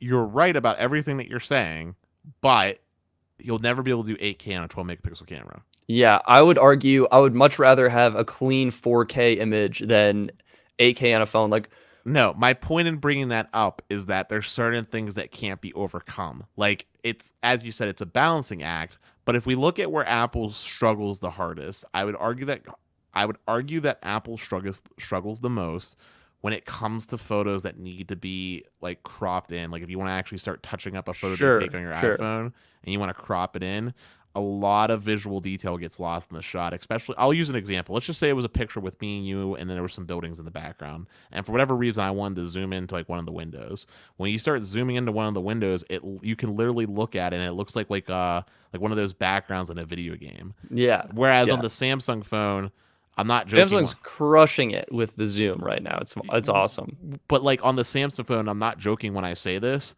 There's so much detail still remaining that I can still see the reflections of like the sun off the window. Like there's a difference in gap there, and I'm saying that Apple could find benefit in having higher than 12 megapixels. I'm not saying go like 108 or something stupid, but like if you're going to put multiple cameras on there, have them be specialized at specific things. Like have your main sensor, have the ultra wide. And for a telephoto, if you're going to do a telephoto, do a real telephoto, because the 3X, it's not that great. I like it. I mean, well, you have to remember it's an improvement over the 2.5x from last year. It's an improvement, but like, and it used to be 2x 2 years ago. 3X. Okay, look, 3X at such a distance where like it helps a little bit. But like if I'm trying to zoom in, like if I'm in a situation where I'm trying to zoom in, I probably need to zoom in more than that. Like let's use the example of like when we were at Gabe's concert, right? Yeah. All right. So when I was in the front, right, the normal main lens was fine. I was in the front. But if I was in all the way in the back, that 3X from that distance wouldn't make that much of a meaningful difference. Like I would still have to digitally zoom even with the 3X camera if I wanted to get Gabe in shot. Do you get what I'm saying? Sure. Yeah. I'll agree with you. I think it would be really nice for Apple to add a zoom lens to get on Samsung's level. And I think it is definitely a delicate balance. Dennis, we have some great questions coming in the live chat. Sure. I have some that I actually wanted to quickly mention. This is way back. So when we were talking about the T-Mobile commercial, Andrew, thank you. T-Mobile has a branding crisis. They're like your 26-year-old friends who still act 16. I think T-Mobile's figured it out. They're definitely edgy. I think they're having fun with their lead. And we'll wait and see what they do. Also, do you see the Mint Mobile commercial? Dennis, we almost forgot about this one. It's on YouTube. Ryan's in it. It's actually the one they used. It was either last year or 2 years ago. I'm getting my timeline a little confused here, but there was 1 or 2 years ago, where Mint did not do a Super Bowl commercial and did, as I described earlier, they got a print ad and they said, hey, we're giving everyone like 3 months of service. It's awesome. And then they also did a Super Bowl commercial that was saying like, hey, we're an affordable carrier. So this year they did a Super Bowl commercial, but it was the same one from last year or the year before, and they just flipped the footage upside down and did a voiceover. And that's it. Do you have a link to it? Because I don't see it on YouTube. Yeah, it's on YouTube. It's by Ryan Reynolds. All right. Well, if you could DM that to me on Discord, I'll watch it later. But go ahead, mention the other start comments. Although one of it's them's called Upcycled. Check it out. Come on, we got to do at least. I don't think they'll flag it. This is hilarious, Dennis. Look at this. It's upside down. Who does this? We don't have audio, but it's a recycled commercial. It's upside down. They literally took the exact commercial from last year, flipped it upside down, and Ryan, there's a bear trap involved. They made one change, so that was it. I'll link it to you, Dennis, so you can check it out and get the full enjoyment out of that masterpiece. But yeah, they spent however many millions of dollars to air an upside down commercial. How wild is that? How wild is that? All right, a couple of more comments I had pinned from the back that I wanted to make sure we got to. King, shout out to King. Finally got time to watch. Glad you're able to make it. On T-Mobile home internet, 151 down, 12 up. Honestly, that's kind of slow for T-Mobile home internet, but hopefully it works for you and hopefully it's affordable. Joel, 700 down on C-band on US Mobile. I'm so excited to test it out. And then King had the same comment again about that. So That's what I got. Dennis, do you have any comments coming in more live? I mean, yeah, there was a lot of stuff. They were talking about a car there for a little bit. Yeah, you Like, guys are like trying to figure out what car to buy in the comments of this. I mean, I've been dabbling with the idea of getting a new car, believe it or not, Stetson. Dennis, I'll just save your money. Well, look, I drove a Nissan as a rental down in Vegas, and I realized, and then also I was driving my Ford Focus in terrible, terrible weather, and I realized how crappy my car is at driving in the bad weather because it's like front wheel drive, but like not great. You just need good And snow tires. no, I have all weather tires, bro. No, you need snow tires. There's a huge difference, massive difference. I was It's watching like YouTube videos. It's like a 2 second difference as far as like traction and stuff's concerned when braking. And I think it's pretty big. I think it's pretty big. But yeah, getting proper snow tires makes I feel a massive difference. My Prius handles the snow like a champ. So well, I'm just saying, I was debating about it because of the safety features, like the side, the rear camera, and all that other yep. stuff. Oh yeah. I don't have No, any it's of so those true. things. But There's something to be said about that. Stetson, Dennis? I saw in the email that you had some more good news as far as network testing goes from our good friends over at Xfinity. Are we allowed to talk about that at all? Yes. Oh. Well, the Xfinity review. I'm just going to say it because I think we could talk about it. The good news is that you are going to continue using Xfinity Mobile for future testing of their cell phone service. Comcast Yes, was 100%. kind enough to let you keep that. They're making you return the internet, but they're letting you keep the cell phone service through future testing. Yeah, 100%. And that's going to be great for going to a C-band area to test that out because we can see how Xfinity Mobile compares, if they count the usage, what's going on there. Yeah, I was going to say, I think the more important thing to test, too, is to see if they still haven't fixed the issue with the unlimited ultra wideband. That could be the better plan right now until that issue is fixed. Yeah, because HD honestly, streaming. I mean, we talked about when I was at your house, but it's like the glitch in the Matrix, man. I mean, that is for all intents and purposes, assuming that this stays the way it is a true unlimited plan, assuming that you live in a UW area, which since C-band is live and counts as UW, more people. It became a really legit option. Like Xfinity does say 20 gigs of high speed data, but since ultra wideband doesn't count against that, like it's even more. Like it's awesome. Hey, here's another question for you. We talked about the carriers that were missing from the Super Bowl ads, but we didn't mention one of them. Do you know who we didn't mention? Ooh, Dish. Yeah. What do you think is going on in Dish land right now? I think they are desperately trying to build the network as fast as possible, and they are not doing anything else until said network is at least functional to some degree in more than one location. Have you seen the equipment they're actually using for their network? No, what are they using? They're using some like cheap Chinese equipment. Or actually, I'm sorry, Japanese equipment. Huge difference. Well, I mean, hopefully it performs well. Yeah, I don't know. I would not get my hopes up. You know how people complain about Nokia? Yeah. This is like 2 steps below Nokia in quality. Well, hopefully it performs. Uh-huh. Hopefully it turns on and we get a network. We want to see it. It might turn on. It might give some heat. But like heat up the local birds that are roosting on it. But the reason why I bring it up is because I remember last year you were singing a very optimistic tune about Dish. I think we had Tello on it, or was it Tello? No, Ting. We had Ting on as a guest. Yeah. Talking about the back end and the things that Dish got from the acquisition, and you were singing a very optimistic tune. Do you still have that optimism going forward into 2022 that Dish is going to actually be first off, will they even be around? And two, if they are around, will they be an actual carrier that offers real competition, or do you think they're going to end up in MVNO land forever? Okay, so great questions. I am very optimistic that Dish has a good back end. Okay, I'm optimistic about that. I think if they can get the online order flow to be to any degree better than what Verizon, AT&T, or T-Mobile are offering, they're going to have a much better time at that. I think the larger problem is not going to be their back end. It's not going to be their management or their support systems.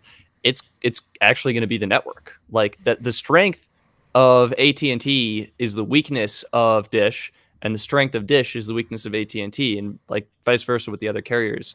I think the AT&T website is trash. You talked specifically about how T-Mobile wouldn't even let you order an S21, an S22 Ultra, and now it is promptly back ordered, and you can only view it in the app on your phone, and the website doesn't show you anything. So I think that's pretty broken, if you ask me. So I think Dish will probably have that figured out. That's what I'm optimistic on, at least. Not optimistic on the network anymore. It's been pushing back, delay, and Let me ask you something else. We had a stream also last year. We talked about what Dish could do to make themselves different from the competitors as far as their actual plans go on the postpaid side. yeah.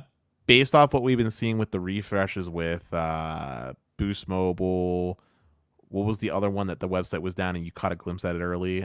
Republic Wireless. Republic Wireless and other things that Dish has acquired.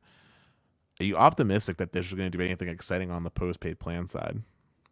I mean, honestly, can they do anything? Because what would be exciting? Like maybe bundling something else in that's not a streaming service. Like I don't know, Dennis. All right, I feel like I'm pulling at straws let me here. phrase it this way: can Dish even afford to offer an actual unlimited plan like Magenta Max or AT&T? 100%. Yeah. You think they can? Yeah. Oh, easy. Yeah. I disagree with you. Okay. No, they'll definitely. Wait, what's there to disagree on? You don't think they're going to be able to offer a truly unlimited plan? I don't. What's going to be the cap? I think it's going to be like so many gigs of priority and Indie Proud. I don't think they can offer a true. Dude, that's truly unlimited. I don't think they can You're saying two different things. It sounds like you're. But no one's going to be on the Dish network. I'm talking true like unlimited priority data, like Dish. That's why I said Magenta Max and AT&T Lee as the examples. Yeah. Oh, easy. I think easy. They can 100% do that. Unlimited priority. Yeah. Dude, who's going to be on the Dish network, Dennis? Like, well, that's AT&T the point. MVNOs already have priority data. Like that's the point. Who's going to be on Dish network? No one. So what's Dish going to be using for their customers? AT&T. What are they paying AT&T? Roaming agreements. It's not roaming. It's like it's a way better partnership. I mean, look, this is literally if you look at an MVNO agreement, Red Pocket, Pure Talk, even actually not Cricket, but Red Pocket and Pure Talk, they're on priority. Like they have the same QCI value as AT&T Unlimited Extra. Dish yeah, but how many gigs though? It's like 22 and then it's depriored, right? Yeah, I think they'll definitely be able to do it. I mean, what it comes down to is a large majority of customers will use way less data that the unit economics will make sense, as Ahmed says. Like they can afford to offer it 100%. That's my take. I mean, think of US Mobile was able to do it, and they were like, yeah, we have some people abusing the networks and putting it in hotspot devices. I think Dish is just going to lock it down to smartphones, and your average smartphone use on an unlimited plan is hovering around your 18 to 20 gigs per month. Okay. That is like so little in comparison.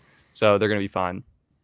Well, we'll wait and see. I have a feeling that when Dish comes out with plans, they're going to look very much like unlimited plans from like 2-3 years ago, where it's like 50 gigs of prio, 75 gigs of prio, something like that. Yeah. And then it's going to be deprioritized, and that's going to be their most like premium offering. And then I feel like yeah, you could be right, but it's still truly unlimited. I don't think. I don't know. They're going to be unlimited plans from Dish. That's 100% true. I guess you and me look at truly unlimited differently. Yeah, dude, unlimited priority matters to 0 people. That's my Tell take. that to every poor soul that has to deal with deprioritized data on Verizon. Dude, that means they're using over 50 gigs. All right, it matters to 0.1% of people, right? Yeah, so that's my take. It'll be unlimited. For average everyday consumers, it'll be fine. Here's another question.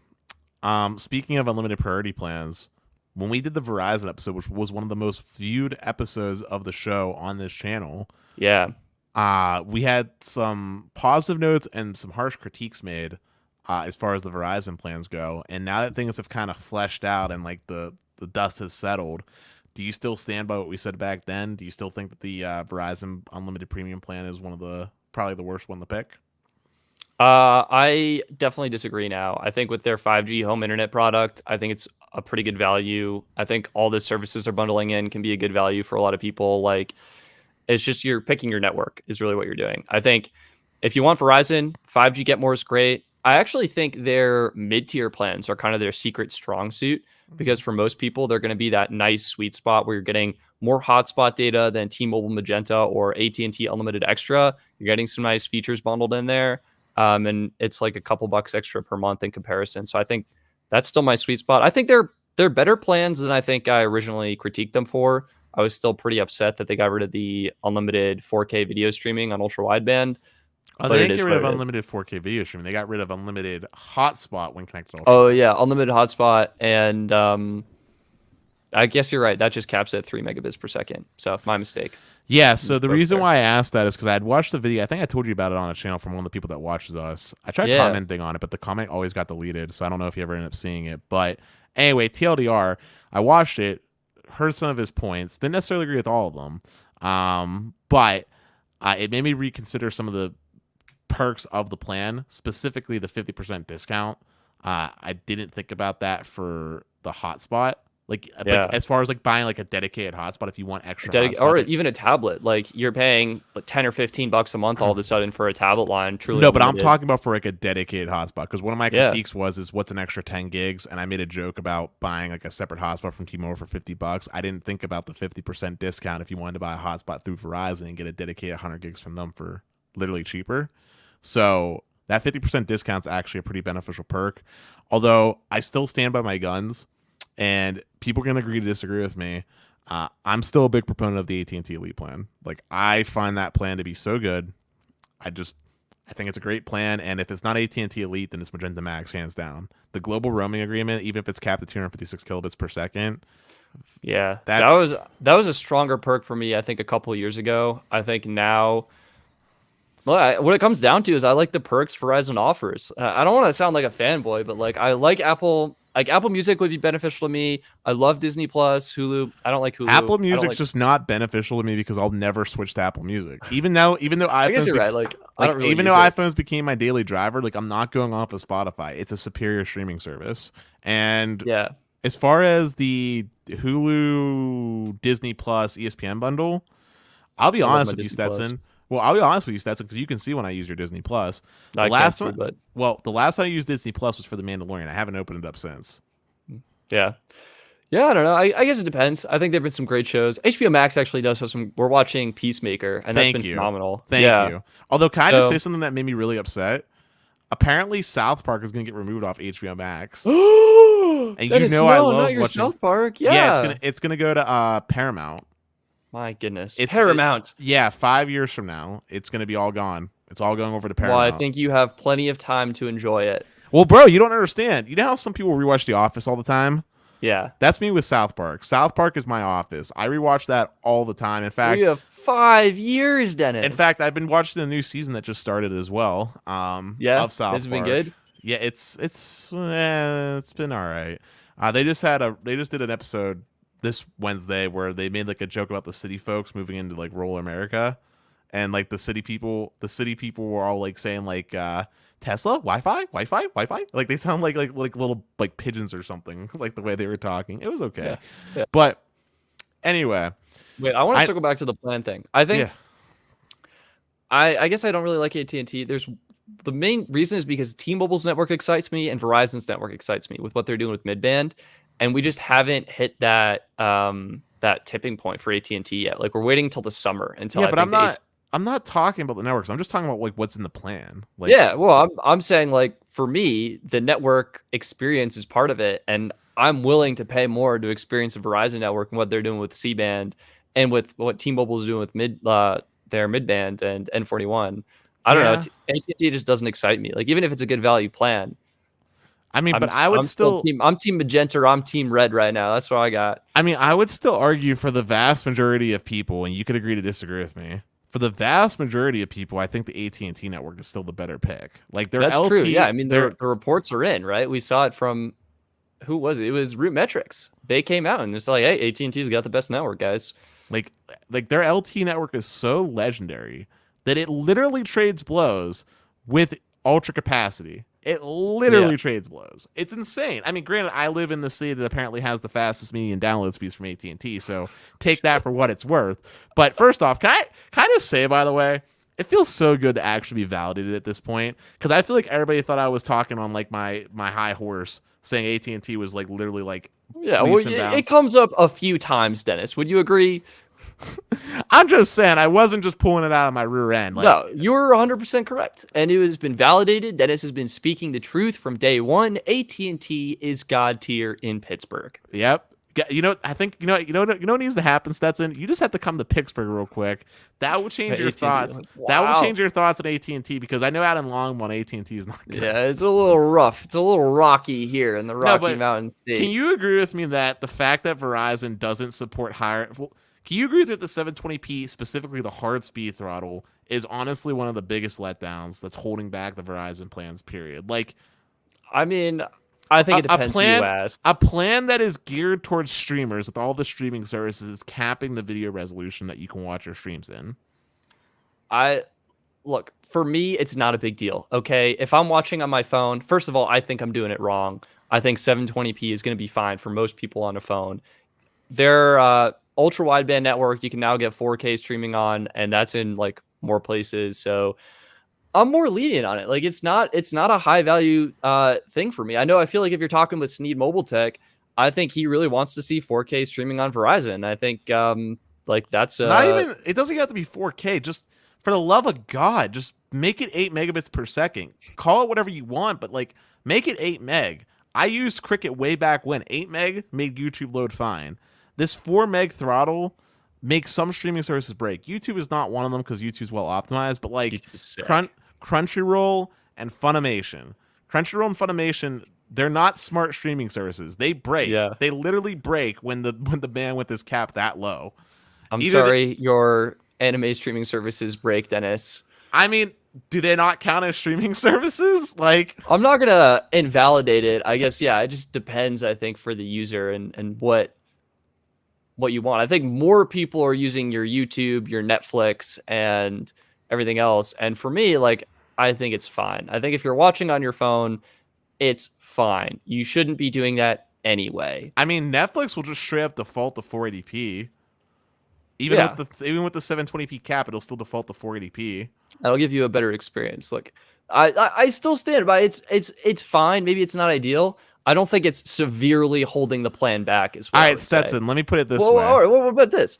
Dennis, do you think the lack of HD voice support on AT&T and the reason you won't use all of your Galaxy phones on the AT&T network is holding that back?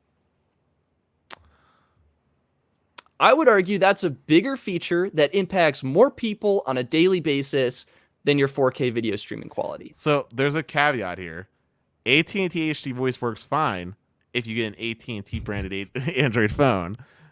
The problem is video streaming works fine if you enjoy your 480p video and you don't use Crunchyroll and the other anime service. And to be fair here, I have the same qualms with Verizon when it comes to Android phones as well. They're not as bad as AT&T, but they have their own host of problems when it comes to feature support for phones that don't. Look, this is called confirmation bias. I am selecting the comments that agree for me and displaying them for all to see. Gallup, thank you for agreeing with me and confirming my confirmation bias. Hold on, Austin, so I want to highlight Austin. Here's the thing.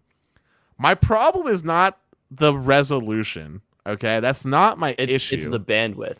It's the actual hard speed throttle. I don't care about the resolution. I can live with 720p on a phone. That's not my problem. My problem is that the hard throttle on the speed literally breaks the certain streaming services. To be fair, Insane Fire 10 YouTube, you do get 720p on your phone.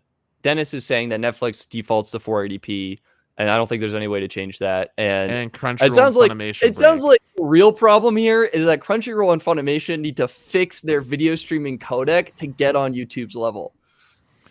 I mean, you could say that, or the easier fix here is just have more capacity.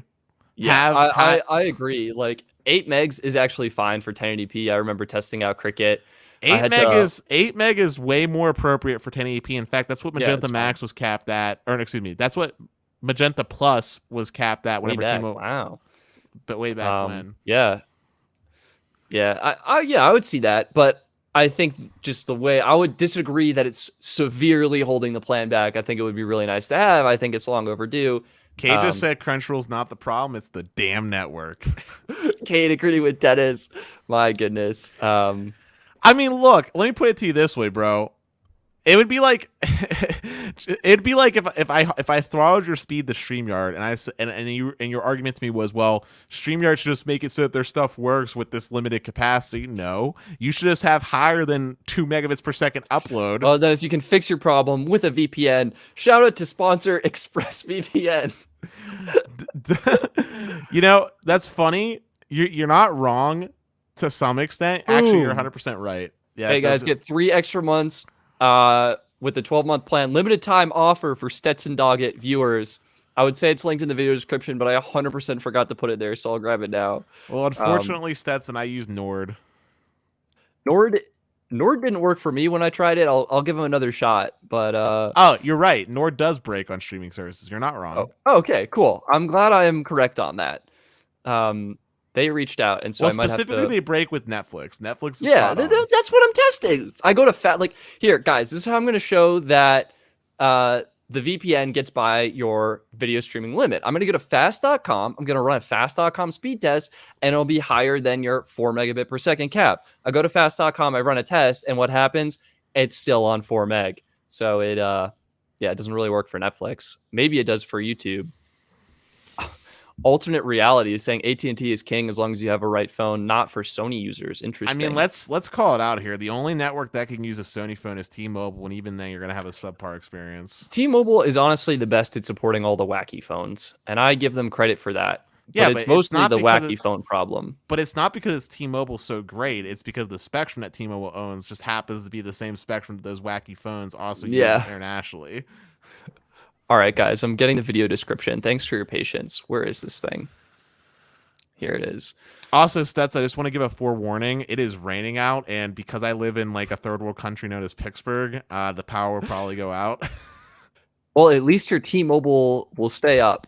I know. Dude, you know what's funny is Sneed actually made a shorts video on his channel in reaction to one of my tweets about the power outage. Joe, you know what? This is actually a good discussion topic real quick. We focus so much on like 5G deployment, right? And like speeds and stuff like that. But what are some of the little things that get overlooked that are honestly even the most important to you? For me personally, backup power. That's something that's so important that I feel like the carriers it's unacceptable at this point that the carriers don't have across all their sites. What's like a small feature like that for you? It's I don't know, is this weird to say? It's definitely the app experience. I love me a good mobile app experience. Like Mint mobile app, pretty good. It gets what it needs to do done. I think the home screen could be improved a little bit. It's a little janky there. But US Mobile's app, my goodness, that thing is smooth. That is clean. That is nice looking. Bro, I just had a funny thought for a show. Have you ever watched Kitchen Nightmares? No. It's a show by Gordon Ramsay. I've been rewatching it on Hulu because I don't know why. Which you get with Verizon. I have the no ad version though, so which you don't get that with Verizon. Anyway, I was rewatching Kitchen Nightmares, and I was just thinking someone should make a show called App Nightmares. And it's just a show where like some professional, like somewhat famous app developer comes in and is like, "What are you doing, you donkey? Clearly you write the code like this, and your GUI has to look like this, you freaking donkey." And then just get like 2 MacBooks together and just say like, "What are you? I'm an idiot sandwich." These are famous quotes, by the way, from Hell's Kitchen. But all of that just went right over my head. So, listen, you have Hulu. You have no excuse. Go watch 1 episode of Kitchen Nightmares. That way you can appreciate Hell's Kitchen as well. Okay. But yeah, it's definitely the app for me. And good, like this sounds weird, but I really like it when I can get information on plans, like good customer support and like just chatting with them and being able to, anyway. Hey, do you want another feature real quick that is very minor but makes a major impactful difference? Yeah, what's that? It is HD voice calling across carriers. Oh yeah. Oh man, you're so right. It boggles my mind. All right, I got one more. RCS. Oh my God. Listen, I had a whole conversation with Pete about this. RCS needs to be a thing. And believe it or not, Stetson, I've read comments and stuff like that on Reddit where people would argue with me that Apple doesn't need RCS and they don't want it because they don't want. They're the one person who needs it more than anyone else right now. And they were arguing with me that they don't want RCS support on iPhone because, get this, they don't want Google mining their data. That's Are you kidding me? I'm not joking. Some of these comments literally gave me an aneurysm. Like, I was losing IQ points. You can implement RCS without having to use Google servers. It's an open standard. Yeah. Oh man, the world would be so much better. All right, Dennis, you're kicked off iMessage. I think we've already talked. I already have your answer in mind, but what's your non-Apple, non-SMS chat app? Like, what do you think the world should default to as your go-to messaging app? You're not going to like me. I know what it is. I don't like it, but that's okay. Facebook Messenger. Yeah. I respect it because honestly, it's a good messaging experience. I don't like Facebook. I don't like the company. Well, do you know the reason why I like Facebook Messenger and I even prefer it over WhatsApp? Do you want to know the reason why? Yeah, what is the reason?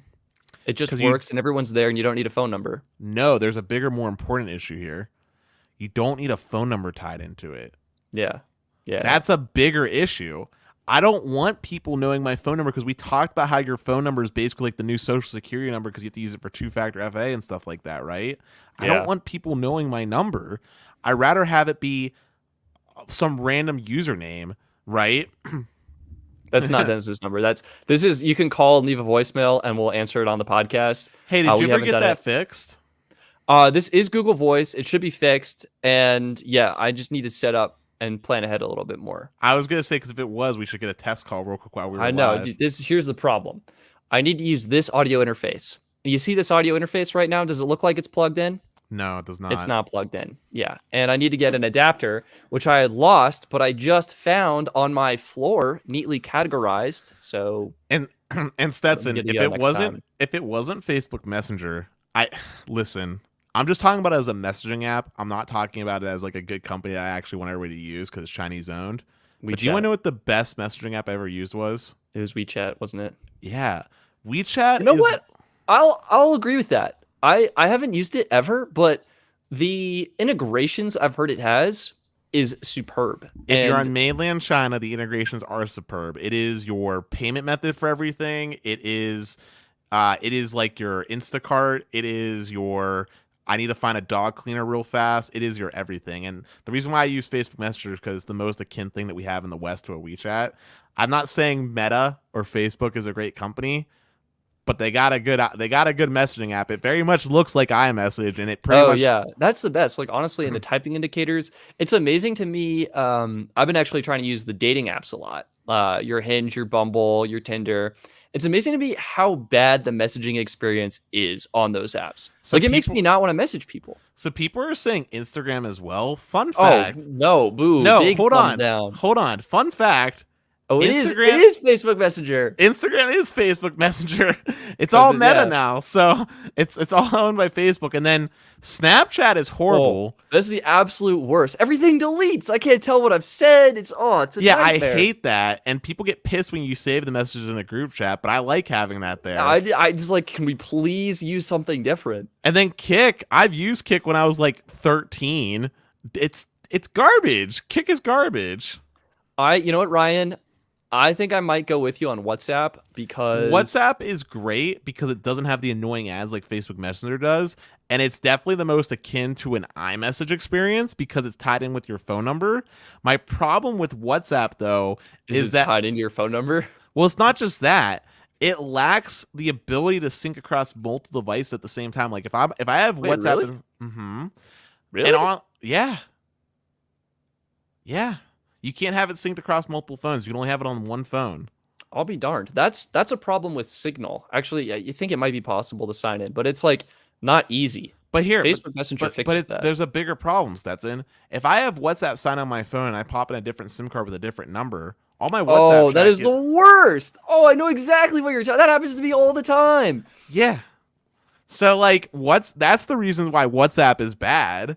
Like Facebook Messenger, I can literally use it across multiple devices at the same time. I get that's slightly less secure, but it's way more usable. And again, it's not tied in with a phone number. So if I change my phone number, I don't just instantly lose everything, and I don't have to like refine people and like, look, out of all the messaging apps, Facebook Messenger's got it right. They got calling, they got video calling baked in. They send large enough files. I wish it was larger, but they don't. I think Apple increased to 100 meg if I remember correctly. Yeah, Apple's really, it's like almost lossless. It's insane. But Facebook, they don't care because they count it against your iCloud storage, and then you have to. But upgrade. I think Facebook Messenger is like 10 megabytes, which is not bad. Like that's really good. That's like most photos. It's good enough unless you're trying to send like video clips, basically. But like it's good enough. Like I don't like Facebook. I don't like Mark Zuckerberg, the alien, or the crab person. If you're a South Park watcher, but this is just really funny. PVN David Bez. PVN Bez. I just deleted my Facebook for the third time. I always go back on. I'm like, yeah, this still sucks. I don't use Facebook. I literally have a Facebook account strictly for the Messenger and strictly for things that require a Facebook account to sign into. Yeah, I know. It's not a fun platform for me. Dude, here's a terrible messaging app. You ready for it? Twitter DMs. Really? I like Twitter. You like Twitter as a messenger? It's bad because it's so distracting. It's not the best messaging app, but it's like I'm fine using it. It gets the job done for me. Hey. I just thought of one. Telegram.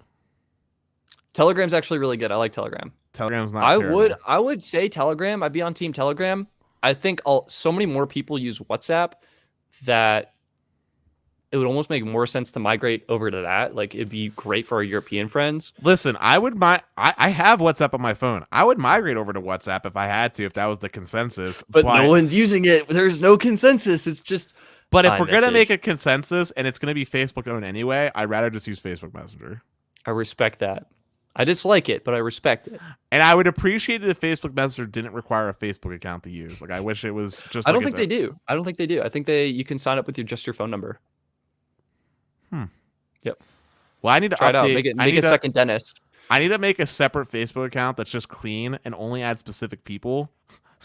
Yeah. Because, dude, I'm not joking with you. The last time I posted anything on Facebook is back in 2015. Yeah, that's the last post I made. My picture on my profile is from me in high school in Greece. Oh my God, Dennis, when I use Facebook, I will accidentally type on like the new post box and start searching and then realize I'm typing out a post and be like, oh no, delete. It's not great. Yeah, no, my Facebook profile is so out of date, dude. Like, whenever I log in, I'll see like if I do log in, it'll just be like, remember this time? Me from 12 years ago? Yeah, like it'll be like, remember this time? It'll be like some very cringy like video of me like inhaling an air balloon on my birthday or something and talking like the really high pitched voice. You know what I'm talking about? Like, yes, that's what I want. But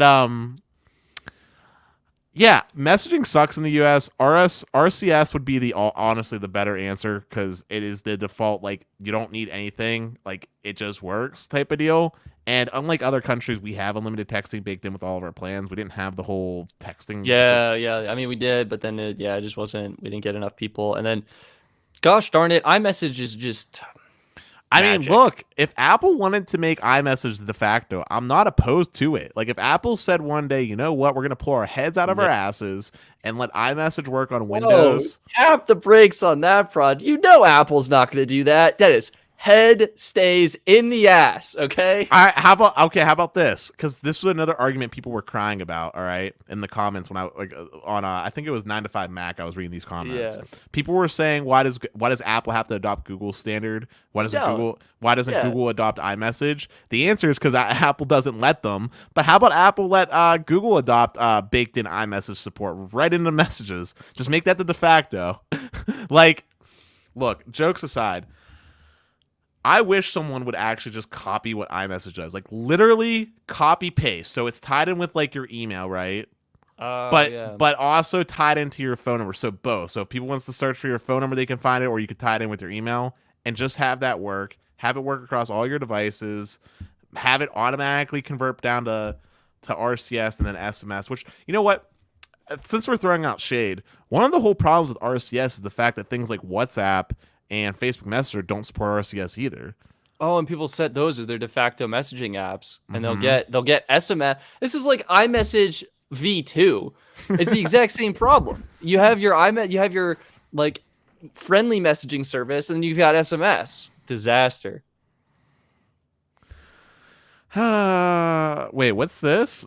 Meet Me owns Kick and Scout, and what is Oh, Plenty of Fish, and Tagged and Zooks and other apps. Who's Meet Me?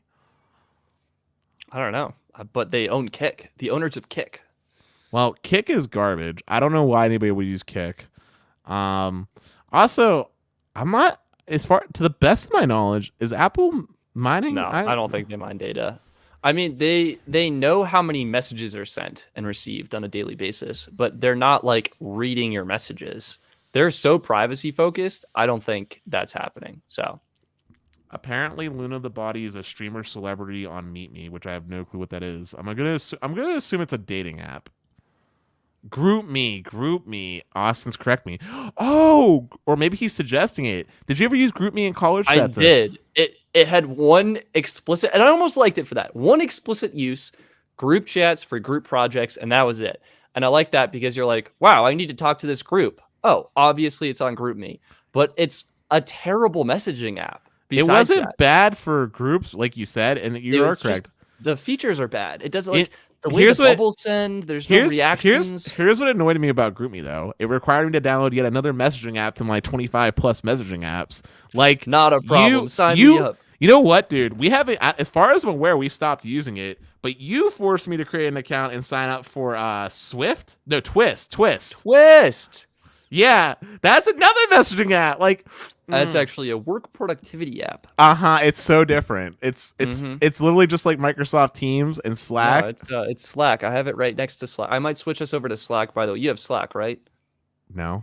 All right, challenge accepted. We're migrating the company to Slack just for this. I mean, I had one, I think, in college because PSU, Penn State, had Slack access. But doesn't Slack cost money? No, it's free, but it's like a little limited. Yeah, Telegram was pretty good.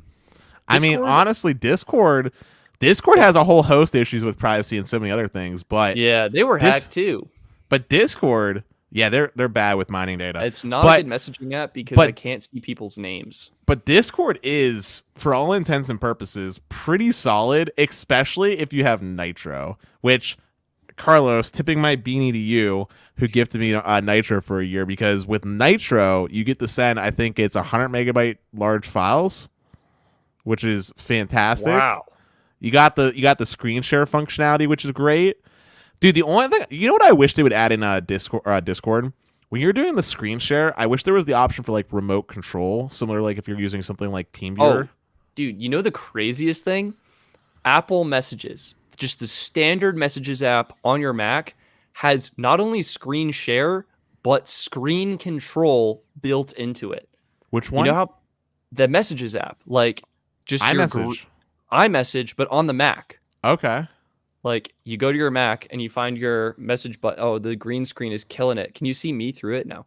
The Messages app, it's built in and no one knows about it, but it's really good. Hey, Stetson, real quick, by the way, I want to sneak something in if it's not too late to do, since we were talking about AT&T and the fixed wireless stuff. I had sent you a link from Reddit that I want to talk about real quick on Discord. I sent it before the show at 6:29 p.m. Dragon. Oh yeah, here we go.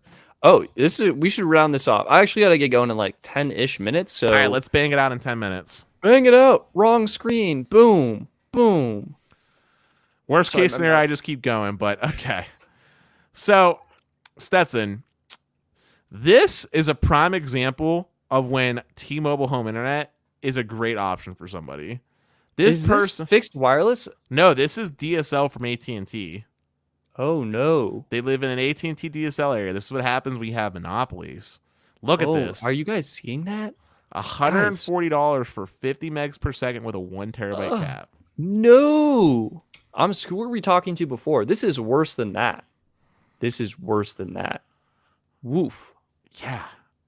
$140, 1 terabyte cap for 50 meg DSL, and I think the upload on that's only 3. Yeah. So I would not get that. But is there anything else you want to talk about here with this besides that it's just bad? I just wanted to show and highlight it because it really shows just how drastic the internet experience can vary in the US. But Yep, guys, this is a this is it. person where I think that even if the service is worse, it might just be worthwhile to get the T-Mobile internet just to save the hundred It's and so dollars. $90 a month. Exactly. Probably you're probably right. Probably 100 even after all taxes and fees. Cool. My last question to you, Dennis. We skirted around this. What will be AT&T's fixed wireless product offering? Well, they and do when is it have one. coming We out? talked about it. Yeah, we talked about it. Roger Etner did a podcast with AT&T executive. Forgive me for forgetting the I executive had name. him on Sneed's show. We were on. He was in the chat on Sneed, and we brought him on. He told us about who the guest was. Yeah. So AT&T fixed wireless, a revamp is coming. When do you think we'll see it? What do you think it'll be? Probably not till Q3, right around the holidays. I think they're waiting for their Andromeda deployment to get itself sorted out. Yeah, probably not till Q3 at the earliest, and maybe even as late as Q4, depending on how long it takes for AT&T to cover 100 million pops.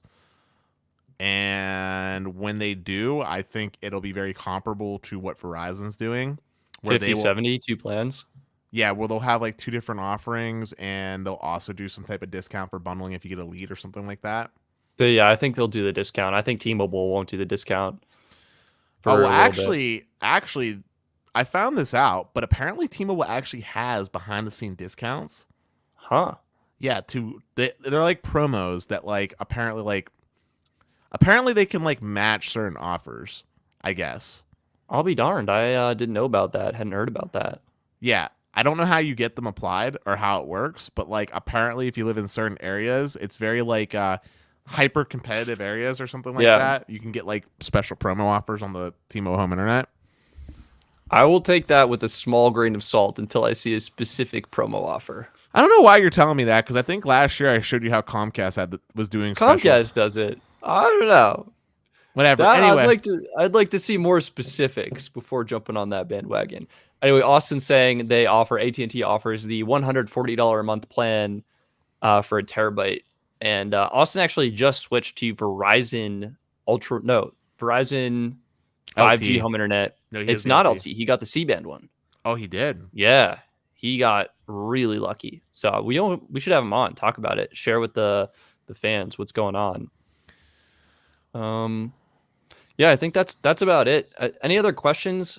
I have time. I have to leave at the 30 mark, wherever you are in the world. When it hits 30, that's when I got to bounce. Well, Stetson, why don't you tell the viewers what you're going to be uploading later this week for the show? Because we have some pre-recorded stuff that still needs to go up. And why don't you give them an idea of the roadmap real quick?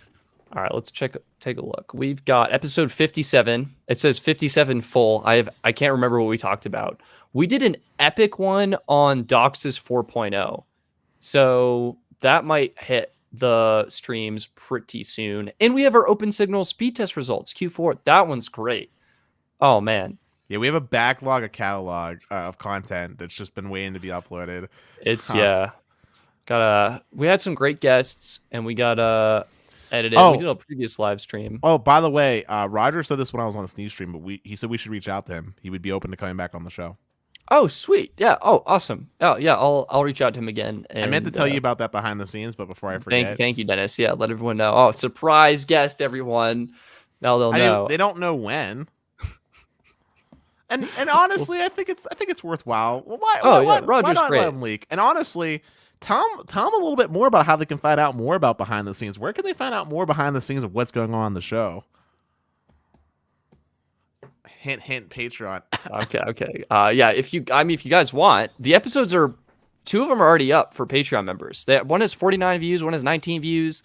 It's great. You can watch them right now. Wait, like before I even upload them to the internet.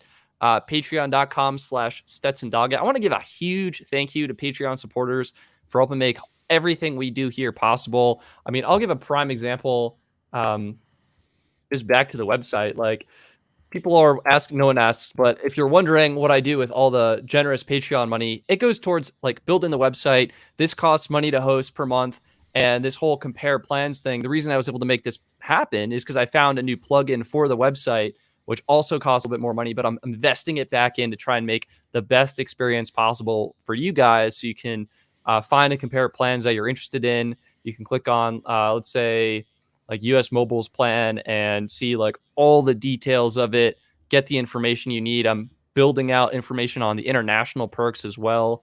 And that's not the only thing it's going into, Stetson. What about the little initiative pet project that I have embarked on? Dennis is working on making some improvements, and I think we should make those a surprise. But we might see some possible improvements to the show eventually. Nice and vague for the audience. Hey, we're taking the US Mobile approach. Yeah. Coming soon, TM. Wait, they trademarked that. Definitely, maybe coming eventually. Speaking of US Mobile, we should really get Ahmed back on at some point. I have SIM cards. I'm going to activate. It's so funny. I was like, oh, man, I need to test out the T-Mobile network and the Verizon network. And they give you such a good discount that like I'll activate a couple more. Yeah. Wait, Cade is coming back at us. Have we reached our 500 Patreon member goal? We have that 8-hour stream you mentioned a couple of months ago. We are getting close. We were at 298 from what I can see. Yeah, I think Dennis is right. 298. We're getting there, and yeah, we're doing really well. I'm happy, you guys. This channel is vibing, and I love it. And I think I want to get some more guests on. And that it's just so many things are happening. I realized you did email someone that I've been praying. Yeah, we're working on it. Things are moving. The ball is rolling. And of course, we did have a guest on last week when we did a live stream. We had the Bearded Dragon. He's always a welcome guest. You had the Bearded Dragon on. I left. Well, this time you did good. You didn't get tuckered out. We did 2 hours. I think this is great. We have 2 minutes left. Why don't we round it out? I want to thank everyone who caught the live stream. This was kind of like a surprise little thing. I felt like doing it live. Please make sure you're smashing that like button because it means a lot for us. Smash it. If you're someone that's part of the live crew that's not subscribed or part of the rewatch crew, you should be smashing that sub button as well so you can be tuned in for whenever we do breaking news content. Look at the analytics. Everyone does this. Have you guys noticed this? You watch a YouTube video and they come at you. They go to the audience tab of their YouTube analytics and they hit you with the where is it? Like 50% of people engagement. Yeah, 50% of people aren't subscribed that watch our content. Popular uploads, video. Wait, where do you even find this? Reach? My God. Shaw said, "Can you put the Patreon in the comments or in the description?" Yeah, here we go, Dennis. I found it. Yeah, they go to their audience tab. They scroll down. 68% of you are not subscribed. Make sure you subscribe right now. Yeah, Stetson, he wants the Patreon link in the comments. Oh, wow. You got it. But, thank you, Jonathan. It was your first time. I'm glad you enjoyed it, man. Hopefully we'll get to see that friendly face many more, and hopefully next time we can get you in on a comment or something if you have any questions for us. Yeah, we try and help people save money on their cell phone bills, and we interview cool people, and we talk about the internet. Yeah. But yeah, make sure you smash that like button, subscribe, share it with a friend, tweet it out on the Twitter as they call it, and we'll hope to see you soon. But yay, peace. Peace. Stare at the screen, Dennis. Stare at the screen. Okay. End. Oh, I missed it. End.